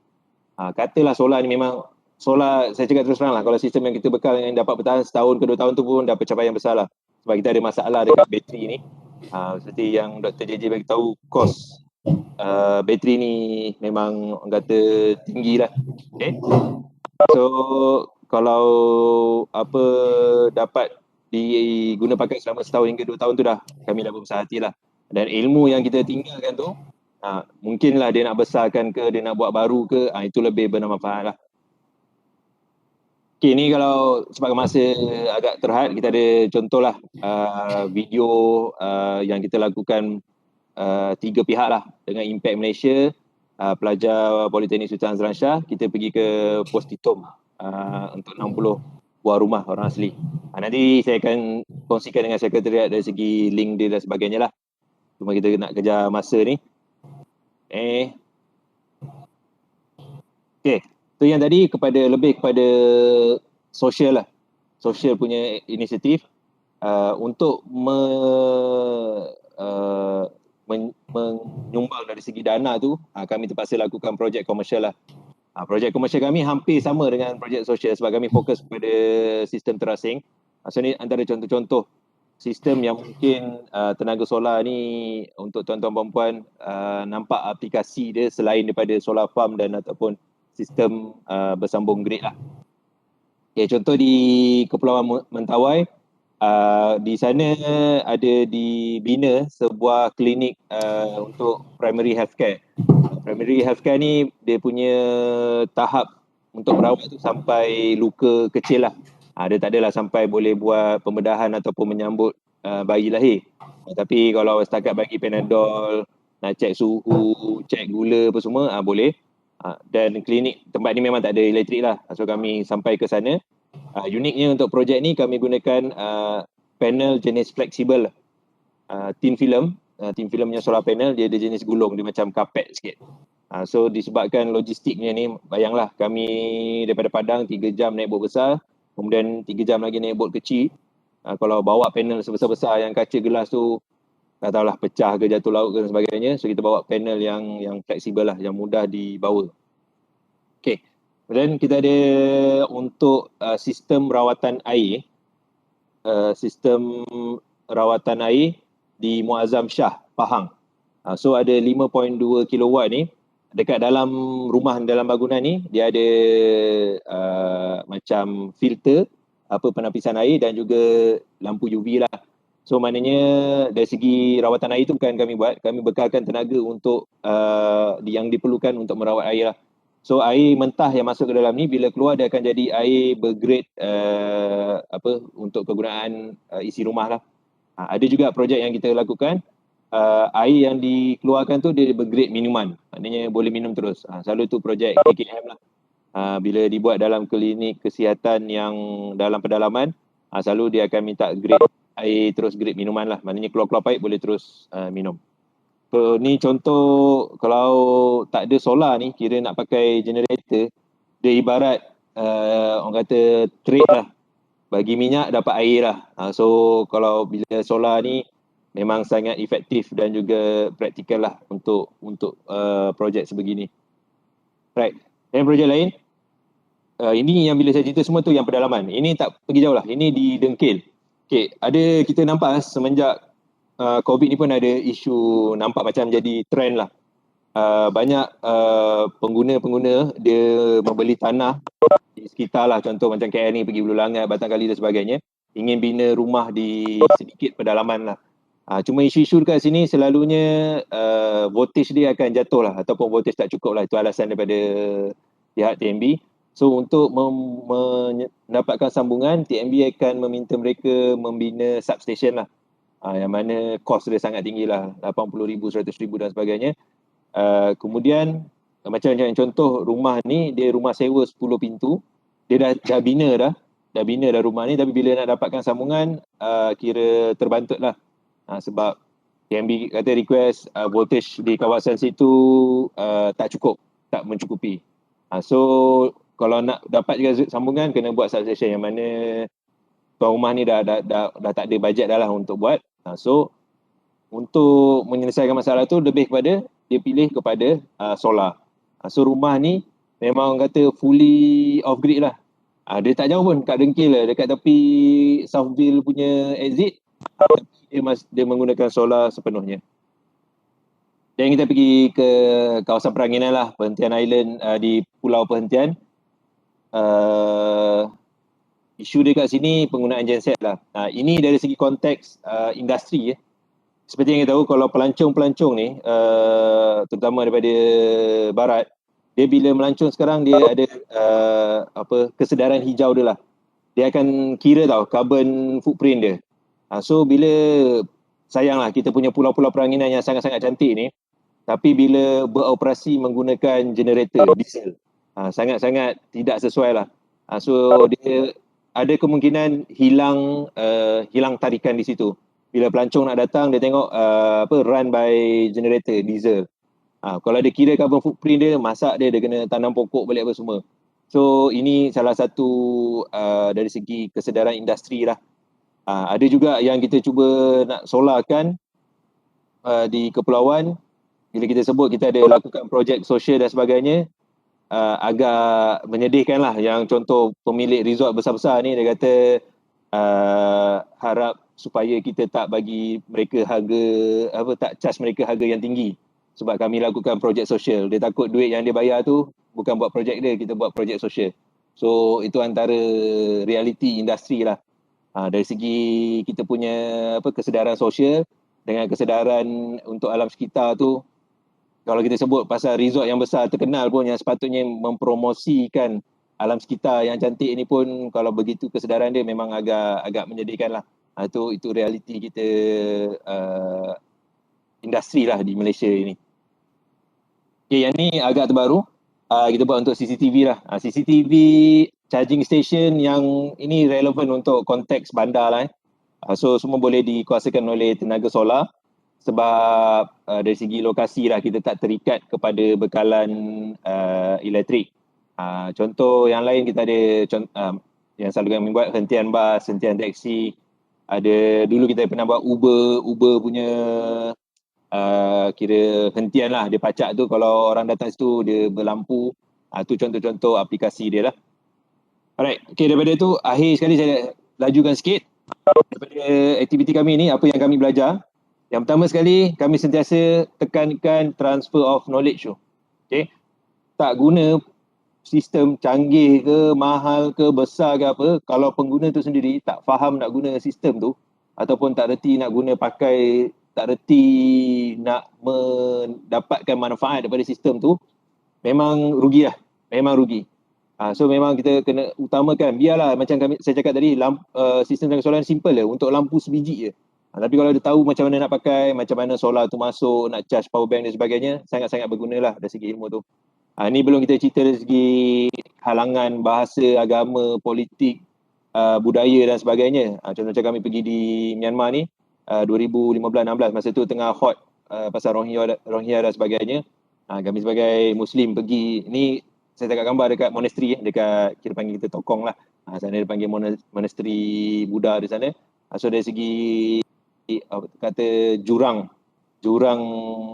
perbezaan lah, macam-macam agama, budaya, bahasa, pahaman politik dan sebagainya lah. So jika kita ada penyelesaian tu, kita boleh orang kata bersatulah untuk memastikan solusi tu dapat menyampaikan manfaat kepada pengguna dia. Okay. Benda yang kedua kami belajar, minimum viable product. Ini bermaksud kalau tuan-tuan perempuan ingin tengahkan buat sistem dan sebagainya, tak perlu tunggu sampai paling canggih, paling kompleks.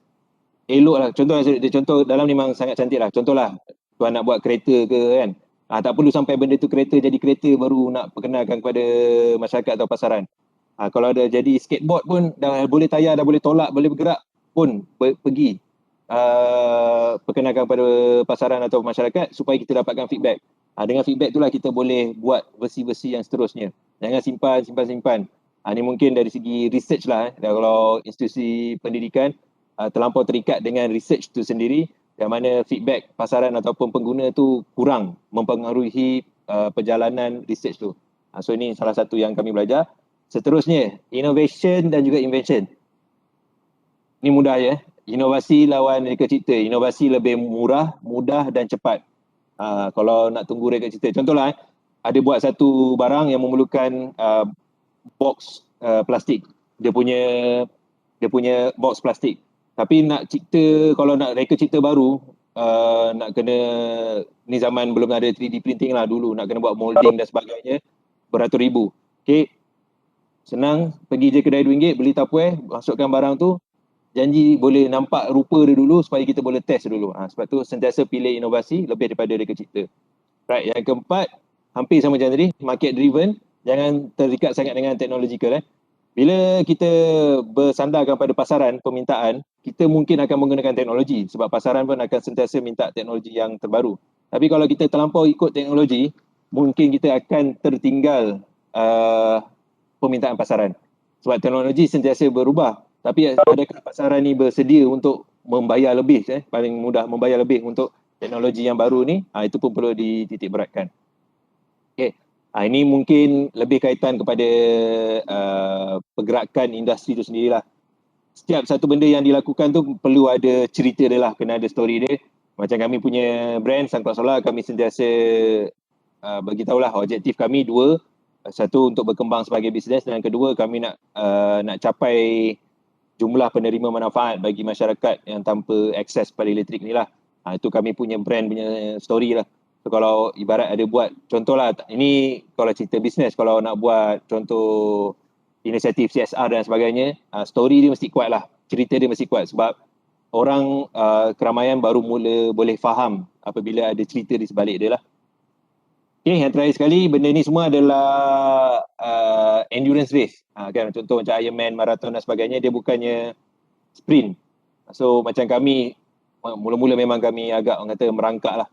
So sebabkan kami terperangkap dalam bubble startup tu, semua ingat jalan pantas. Tak ada. So maknanya kami berada di sini untuk waktu yang lama lah. Sebab kami fahamkan industri, fahamkan permintaan pasaran dan sebagainya. Alright. So saya rasa itu saja daripada saya. Untuk macam projek-projek contoh saya terangkan tadi, contoh-contoh video dia ada di YouTube kami, Sangklok Solar, ataupun search saja Sangklok Solar dekat social media kami semua adalah. Dari segi Twitter ke Facebook ke Instagram ke YouTube, semua kami ada. Alright, itu saja. Terima kasih. Okey, terima kasih diucapkan kepada Encik Syahyuan di atas perkongsian yang sangat menarik dalam Encik Syahyuan dan juga company merakyatkan teknologi tenaga solar yang memberi impak dan manfaat yang sangat besar kepada masyarakat melalui pemindahan teknologi dan juga ilmu yang diberikan. Okey, baiklah. Seterusnya kita ke sesi soal jawab. Jika ada sebarang persoalan, bolehlah dimajukan di ruangan chat atau boleh bertanya terus di ruangan ini dengan unmute mikrofon. Okey, saya buka kepada sesi soal jawab. Assalamualaikum warahmatullahi taala wabarakatuh. Good morning. Waalaikumsalam. Okey, saya Nuzana dari SPE. Saya nak tanya satu soalan kepada Encik Syahyuan. Saya tertarik tadi mengenai TV panel tin film yang digunakan di area pantai Indonesia tadi. Soalan saya ialah bagaimana ya ketahanan tin film tersebut apabila ia dipasang di area atas pantai.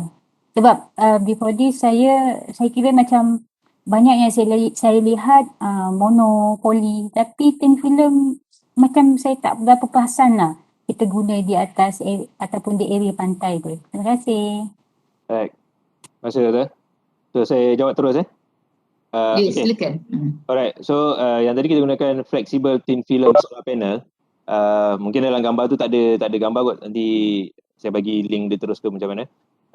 Flexible thin film solar panel ni dia punya lapisan atas dia digunakan resin tau, plastik. So dia betul-betul ibarat macam kita tengok kain banner lah. Bawah dia canvas, atas dia letak thin film tu, CIGS dia, dan kemudian dia letak resin. Dari segi aplikasi di tepi pantai ni, seperti kita tahu pantai ni salinity dia sangat tinggi lah, sebabkan air bayu laut dan sebagainya. Macam ni dia plastik lah, dia tak ada metal. Metal dia semua tersorok bawah resin. So kalau kita beli solar panel biasa pun, crystalline tu mono ke poly, kalau kita nak guna untuk tepi pantai atau tepi laut dan sebagainya, pulau ke, kita kena tengok rating. Saya lupa ada dia punya code macam certification dia lah, IEC ke apa benda lah yang khas untuk salinity ni. Maknanya dia tak ada tindak balas dengan air masin, bukan tak ada tindak balas, dia lambat tindak balas dengan air masin. So berbalik pada flexible thin film ni, dari segi cuma setback dia, kekurangan, thin film ni kalau 100 watt thin film dengan 100 watt crystalline, thin film lagi besar. Sebab dia kalau dari segi efisiensi thin film rendah lah. Tapi kita sangat-sangat perlukan fungsi boleh gulung dan ringan tu supaya kita boleh angkut masuk ke pulau. Sebab tu kita gunakan flexible thin film solar panel. Dan lagi yang memudahkan, dia tak perlu mounting, tak perlu rail besi untuk kita letakkan panel tu. Kita sampai kat rumah tu, dekat klinik tu dia buat macam papan tau bumbung dia. So kita tampal terus je. Masa dekat situ kita bawa gam macam sana tak ada download, dia bagi gam apa dah, cap apa, dia sapu bawah tu, tampal terus. So flexible thin film ni juga sangat sesuai untuk kenderaan lah. Macam van, food truck dan sebagainya, bila itu kita tampal terus ke atas bumbung. Dia tak perlu mounting. Sebab mounting ni dia akan menyebabkan ada lubang supaya angin masuk tu, nanti panel senang terangkat lah. Okay, alright, saja. Terima kasih. Sama. Terima kasih Encik Syahriwan di atas jawapan yang diberikan. Seterusnya saya ambil dulu soalan di ruangan chat. Saya rasa soalan ini ditujukan kepada PM Dr. Jasrul. Okey, saya bacakan soalannya daripada Encik Muhammad Fadli Muhammad Basir. Penggunaan solar memang telah diketahui umum. Pelbagai kajian telah dilakukan oleh banyak pihak. Namun hasil yang dinantikan oleh pengguna untuk menggunakannya masih belum boleh dimiliki. Mengapakah dan sejauh manakah situasi ini dilihat? Alright, terima kasih Encik Fadil atas soalan ni. Saya setuju, memang banyak pihak dah buat research, banyak kajian yang telah dibuat dan kita dapati masih tak cukup popular solar PV ni di Malaysia berbanding dengan luar negara. Kalau kita tengok di luar negara, boleh contohlah waktu saya visit Australia dan sebagainya, memang mereka kebanyakan rumah dah ke arah solar PV. Salah satu sebab yang saya boleh bagi tahulah, salah satu sebab kenapa kita nampak solar PV ni masih tidak popular di Malaysia adalah disebabkan bil elektrik ataupun kita kata tarif elektrik untuk residential masih murah.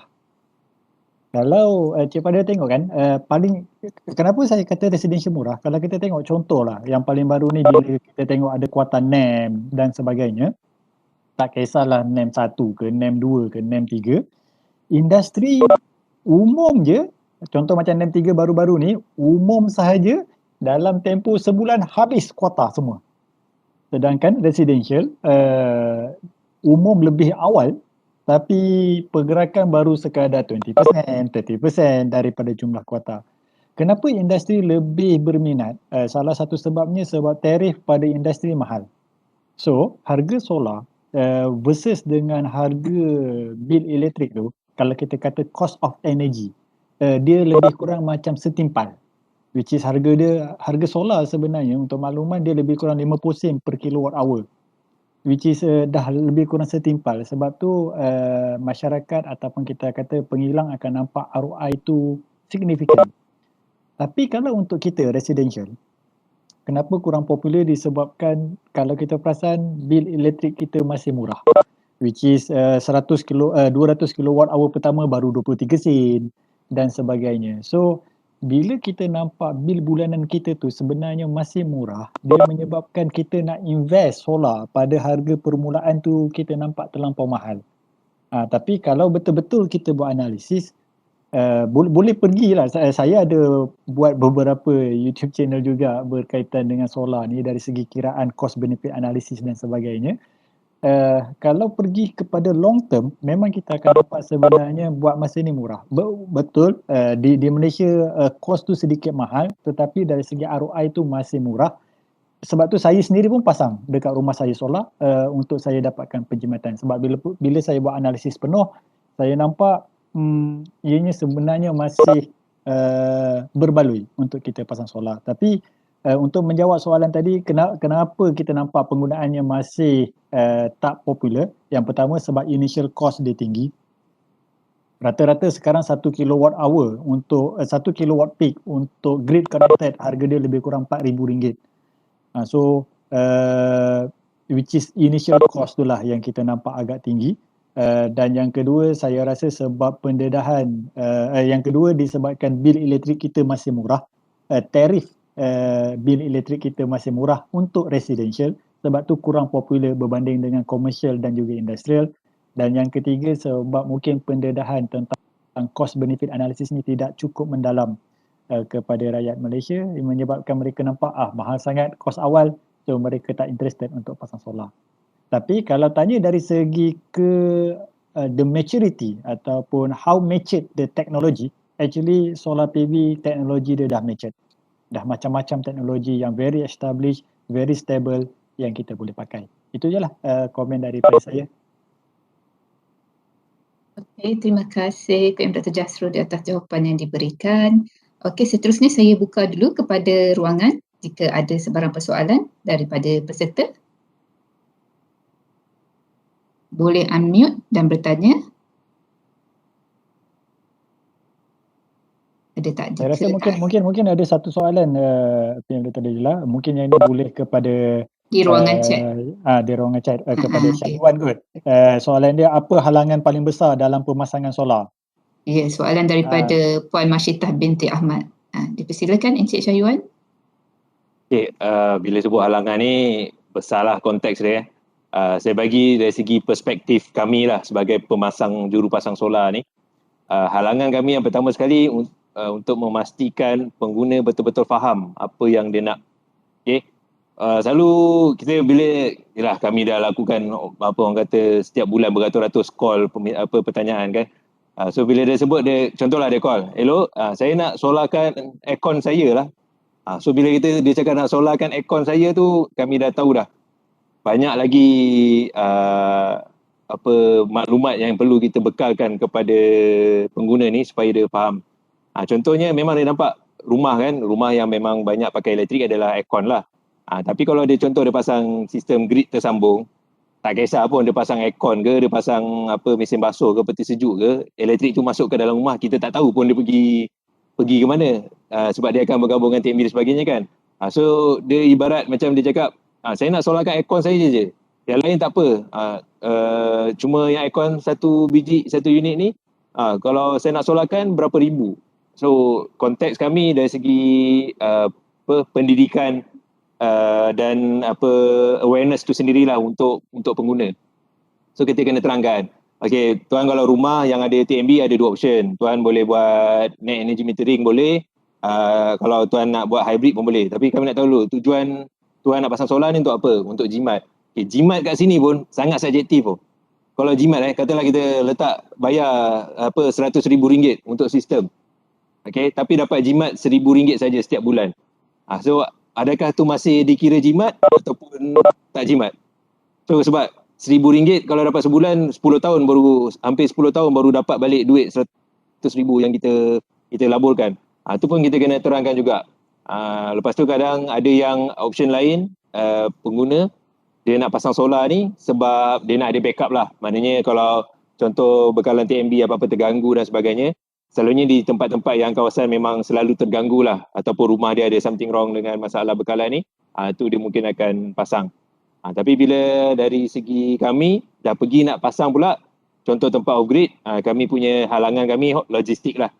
Memang logistik sebab kami nak kena bergerak masuk ke dalam hutan, kebun dan sebagainya. Dan juga bila kita pergi pasang tu, kadang tempat itu belum bersedia untuk dipasang solar. Bersedia ni bermaksud contohlah struktur bumbung dia, dari segi wiring dia kita nak lalu kat mana semua. Itu dari segi teknikal lah. Tapi saya rasa kalau dari segi pengguna, halangan yang paling besar macam Dr. JJ cakap lah, initial cost lah. Initial cost tu memang main puluh ribu kan. Sebab bila cost TMB ni, bila beli rumah kita tak nampak. Sebab rumah tu dah datang ataupun sewa rumah tu dah memang ada TMB. Umpama kita tak bayar pun untuk sambungan, kita bayar bila pakai saja. Tapi bila solar ni, walaupun cahaya matahari percuma, tapi barang dia tu kita kena beli, kena ada initial cost tu. Tapi itu mungkin dapat dikurangkan dengan, saya tengok banyaklah trend sekarang dia ada tawarkan pinjaman, leasing dan sebagainya lah, pembiayaan. Maknanya ada juga yang kongsi keuntungan penjimatan tu sendiri. Alright. Okey, terima kasih Encik Syahwan atas jawapan yang diberikan. Ada lagi persoalan? Dipersilakan. Jika tidak ada, saya ada satu soalan untuk PM Dr. Jasrul, di mana tadi Dr. Jasrul ada menerangkan berkaitan perbezaan sistem grid and off-grid. So, dan juga doktor telah menerangkan kelemahan sistem grid connected berbanding dengan off-grid. Oleh yang demikian, antara kelemahan tersebut yang kita dapati bila tiada bekalan elektrik, sistem PV itu tak dapat berfungsi. Ada tak penambahbaikan ataupun teknik yang telah dilaksanakan supaya sistem grid connected tu pada keadaan tiada bekalan dia berfungsi sebagai off grid? Itu je persoalan daripada saya. Terima kasih. Okey, terima kasih. Yang pertama kita kena faham kenapa kebanyakan inverter, terutamanya untuk grid connected, dia tak dibenarkan berfungsi, terutamanya sekiranya TNB shutdown. Okey, matlamat utama ataupun kita kata reason utama kenapa kita nak inverter tu shutdown, sebab pada inverter, pada grid connected lah yang bersambung kepada grid, sekiranya berlaku lebihan kuasa daripada, lebihan tenaga daripada PV modul, dia akan pergi kepada sistem TNB. Okey, katakan sekarang ni tengah shutdown dan pekerja TNB mereka nak buat maintenance contohnya, di peringkat di site TNB mereka dah off dah sistem, tapi tiba-tiba ada tenaga daripada solar masuk kepada inverter, pergi kepada sistem TNB. Disebabkan konsep tersebut yang akan memberi bahaya kepada pekerja TNB, itu yang kita panggilkan satu condition, kita panggil sebagai anti-islanding. Kita tak benarkan inverter berfungsi sekiranya grid shutdown. Sebab kita tak nak inverter tiba-tiba inject power tu kepada grid. Sebab tu konvensional ataupun kita kata kaedah biasa untuk grid connected, ya betul. Dia memang akan automatic shutdown, dan macam mana dia detect? Dekat inverter tu, dia trace nilai voltan.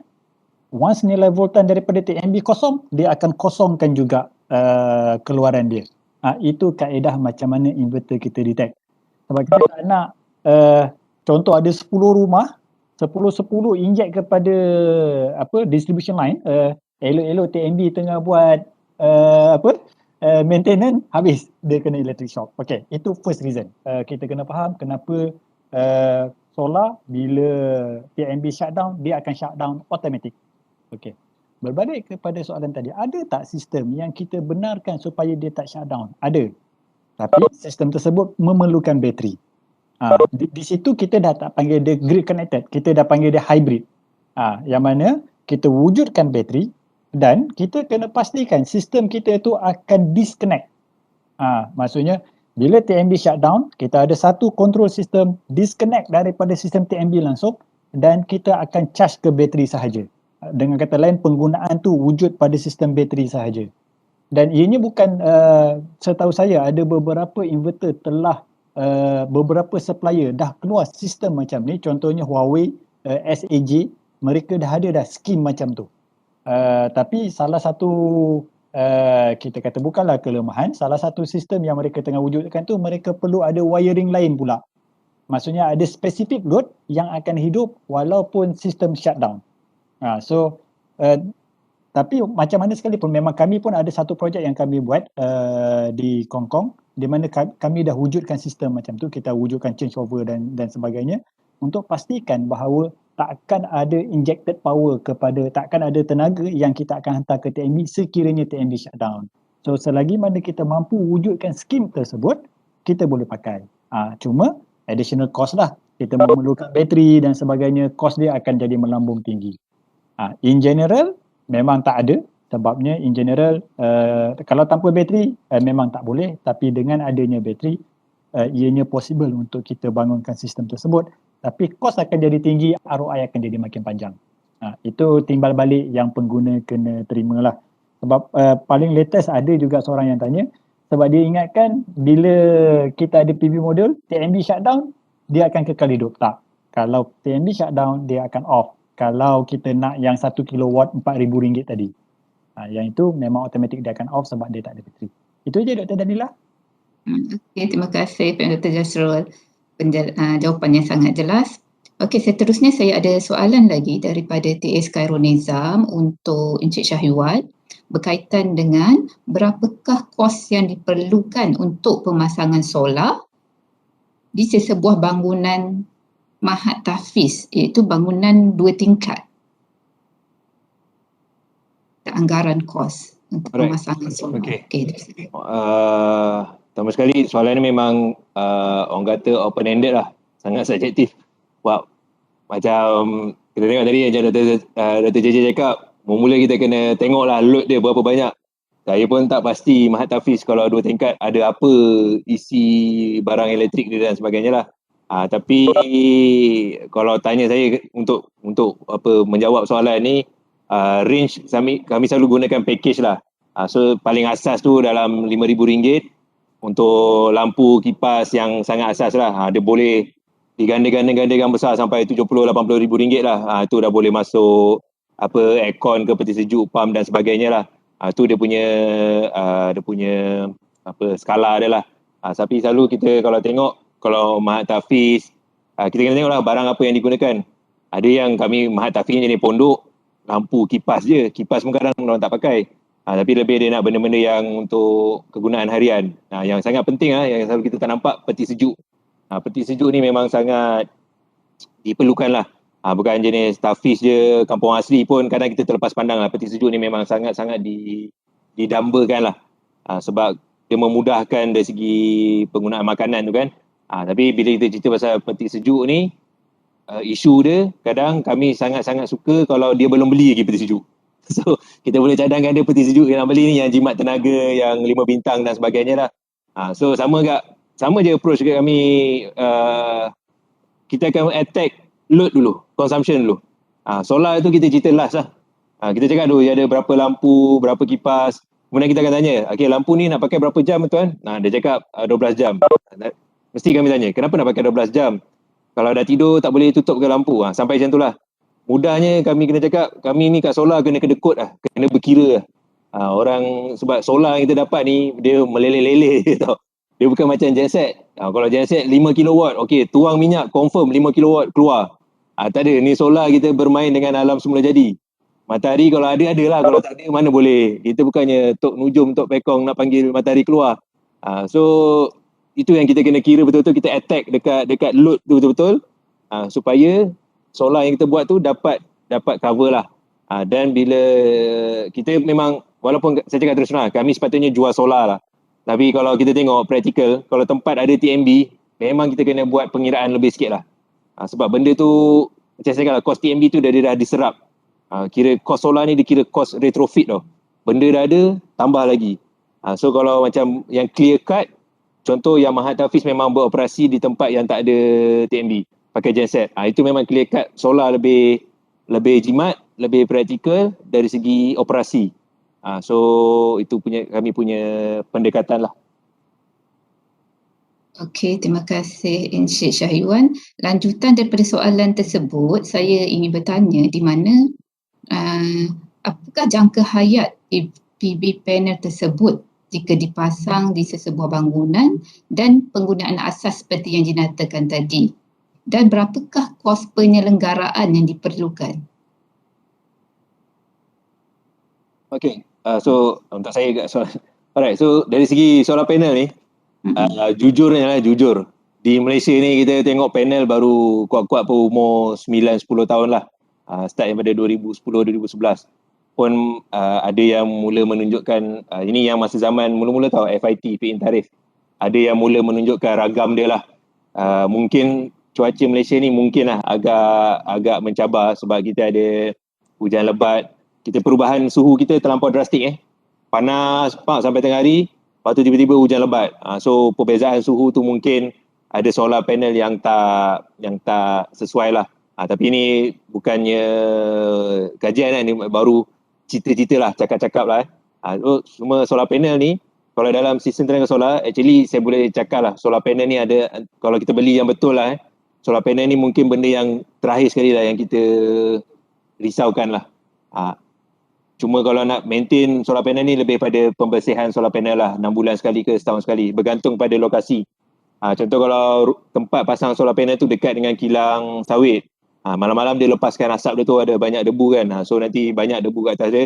Ataupun pasang dekat dengan tempat burung layang-layang, banyak tahi burung ataupun tempat simen. So ni semua bergantung kepada keadaan lah.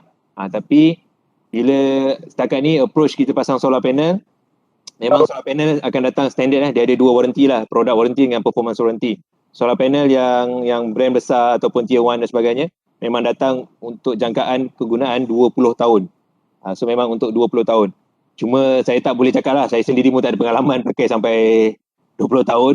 So yang saya tengok yang kat Malaysia ni, kita zaman 2010, 2011, sekarang dah 9-10 tahun punya ni, ada juga yang sampai solar farm, dia tukar semua solar panel. Sebabkan dah mula menampakkan masalah dan harga panel solar sekarang lebih murah pada zaman tu. Tapi masa sebelum COVID dah, bila COVID ni harga panel solar meningkat. Selama ni 10 tahun menurun, bila COVID dia naik atas. So bagi saya, kalau segi penyelenggaraan solar panel tu, kalau dah beli yang betulnya tier 1 grade A, dia kurang menjadi kerisauan lah.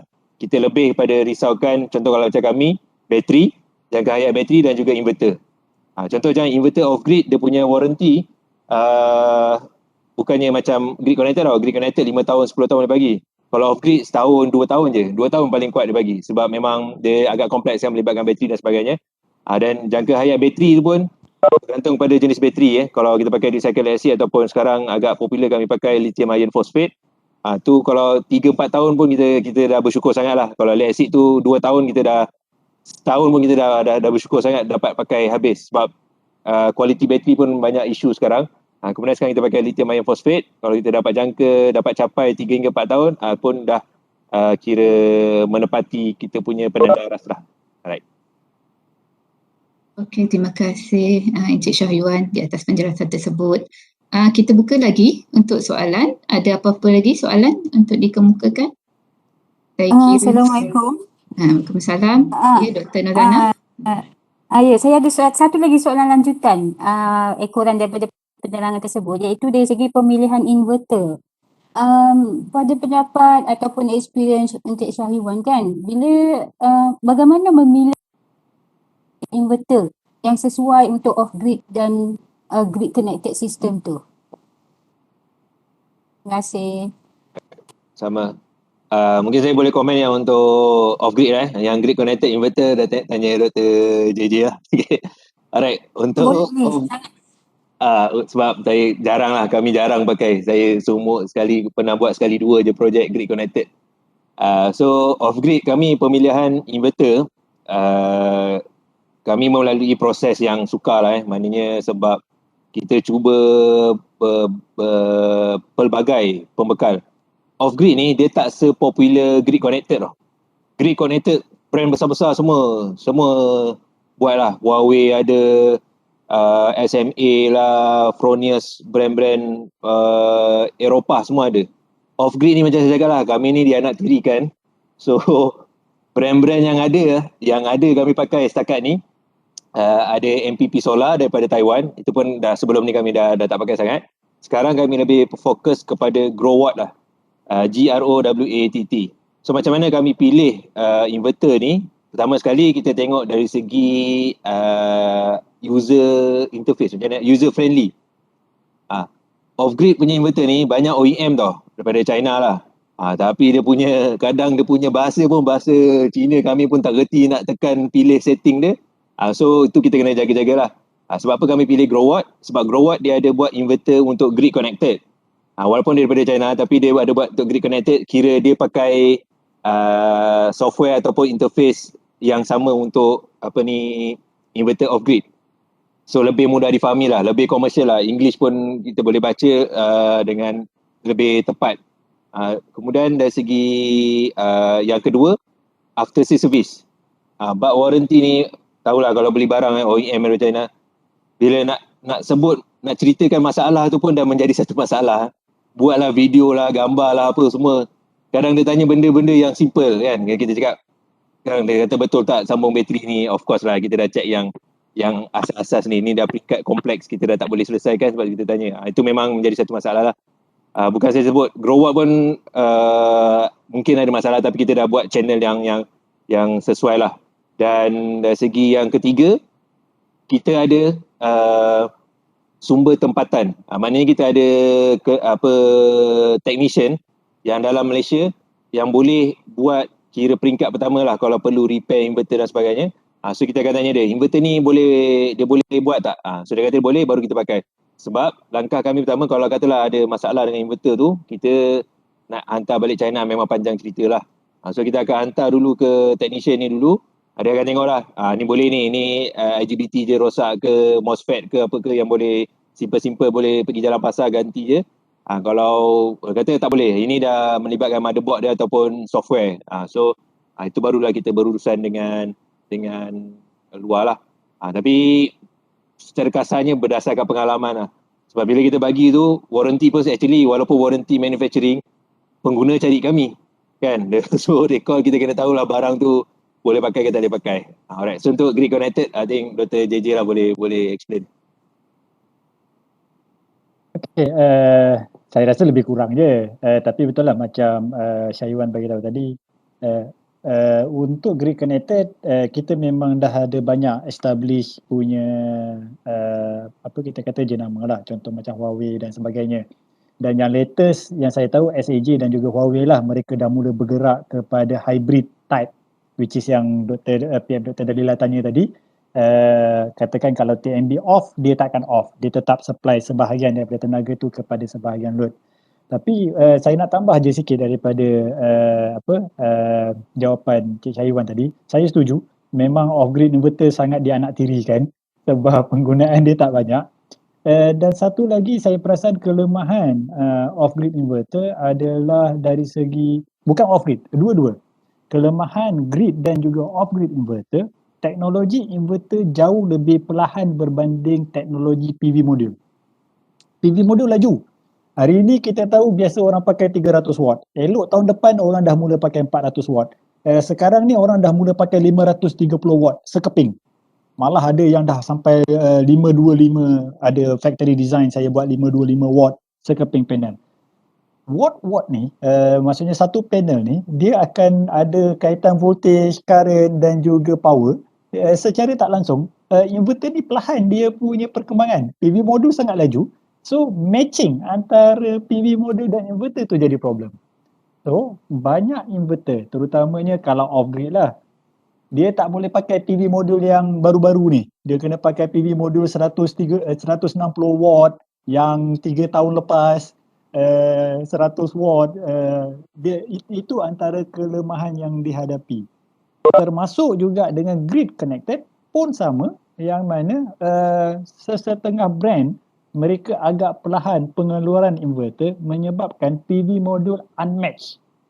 Itu yang menyebabkan sesetengah brand tu dia mati. Sebabnya dia orang tak mampu invest untuk pengeluaran inverter terlaju selaju PV modul. Tapi in general, nak pilih inverter ataupun hybrid inverter tak semudah matching sahaja, sebab dia ada banyak calculation lah yang parameter kita kena ambil kira untuk kita decide. So macam tu je kot pandangan daripada saya, tambahan daripada saya. Terima kasih banyak-banyak. Alhamdulillah, jelas sekali. Terima kasih. Okey, terima kasih kepada di atas jawapan yang diberikan oleh kedua-dua panel, penerangan yang sangat jelas, dan juga terima kasih kepada Dr. Nazanah di atas persoalan tersebut. Di sini di ruangan chat ada juga permintaan kepada Tuan Syahriwan untuk perkongsian nombor handphone bagi pertanyaan selepas ini. Mohon inilah maklum balas daripada Encik Syahriwan lah jika membenarkan untuk perkongsian nombor handphone. Okey. So seterusnya Alhamdulillah terima kasih Encik Syahriwan di atas perkongsian nombor tersebut. Okey, Alhamdulillah selesai sudah program webinar kita pada pagi ini. Setinggi-tinggi terima kasih diucapkan kepada kedua-dua panel atas perkongsian tersebut. Pihak kami berharap agar semua peserta mendapat pendedahan berkaitan tajuk yang telah dikongsikan oleh kedua-dua panel. Sebagai rumusan pada program hari ini, kita telah mendapat pendedahan asas berkaitan sistem tenaga solar dan fungsi sistem tersebut dan kepentingan teknologi solar dalam memberi manfaat dan impak kepada masyarakat. Bagi pihak Urusetia, kami juga memohon maaf sekiranya ada kekurangan sepanjang program ini dijalankan. Semoga kita bertemu lagi di lain waktu dan masa. Tapi sebelum itu, saya memohon kerjasama daripada semua peserta untuk kita adakan sesi bergambar. Mohon kerjasama untuk turn on video untuk kita ambil gambar.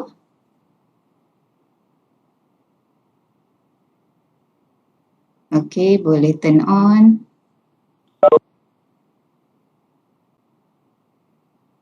Kita tunggu sebentar semua untuk turn on video.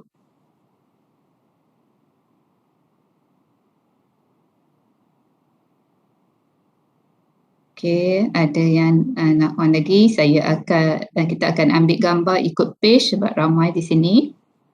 Okey, kita tunggu sebentar. Ada yang masih on. Okey, kita mulakan dengan page yang pertama. Okey, 1, 2, 3. Okey, ini page pertama dah. Okay, next page. Semua sentiasa on dah sebab kita tak tahu masing-masing page berapa kan. Okey. Page yang kedua dah, CS Nizam? Belum. Okay. Jom page kedua kejap. Page kedua. Di page kedua, sekejap saya buka page kedua. Okey. Kalau on kamera ke ada senyum. Ya. Page kedua tak nampak ada yang on kamera. Tak apa, saya ambil gambar juga. Okay, 1, 2, 3. Page kedua saya dah gambar. Ya. Untuk yang page ketiga.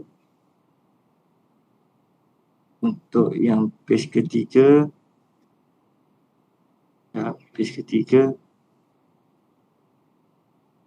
Okay, page ketiga saya harap semua buka kamera.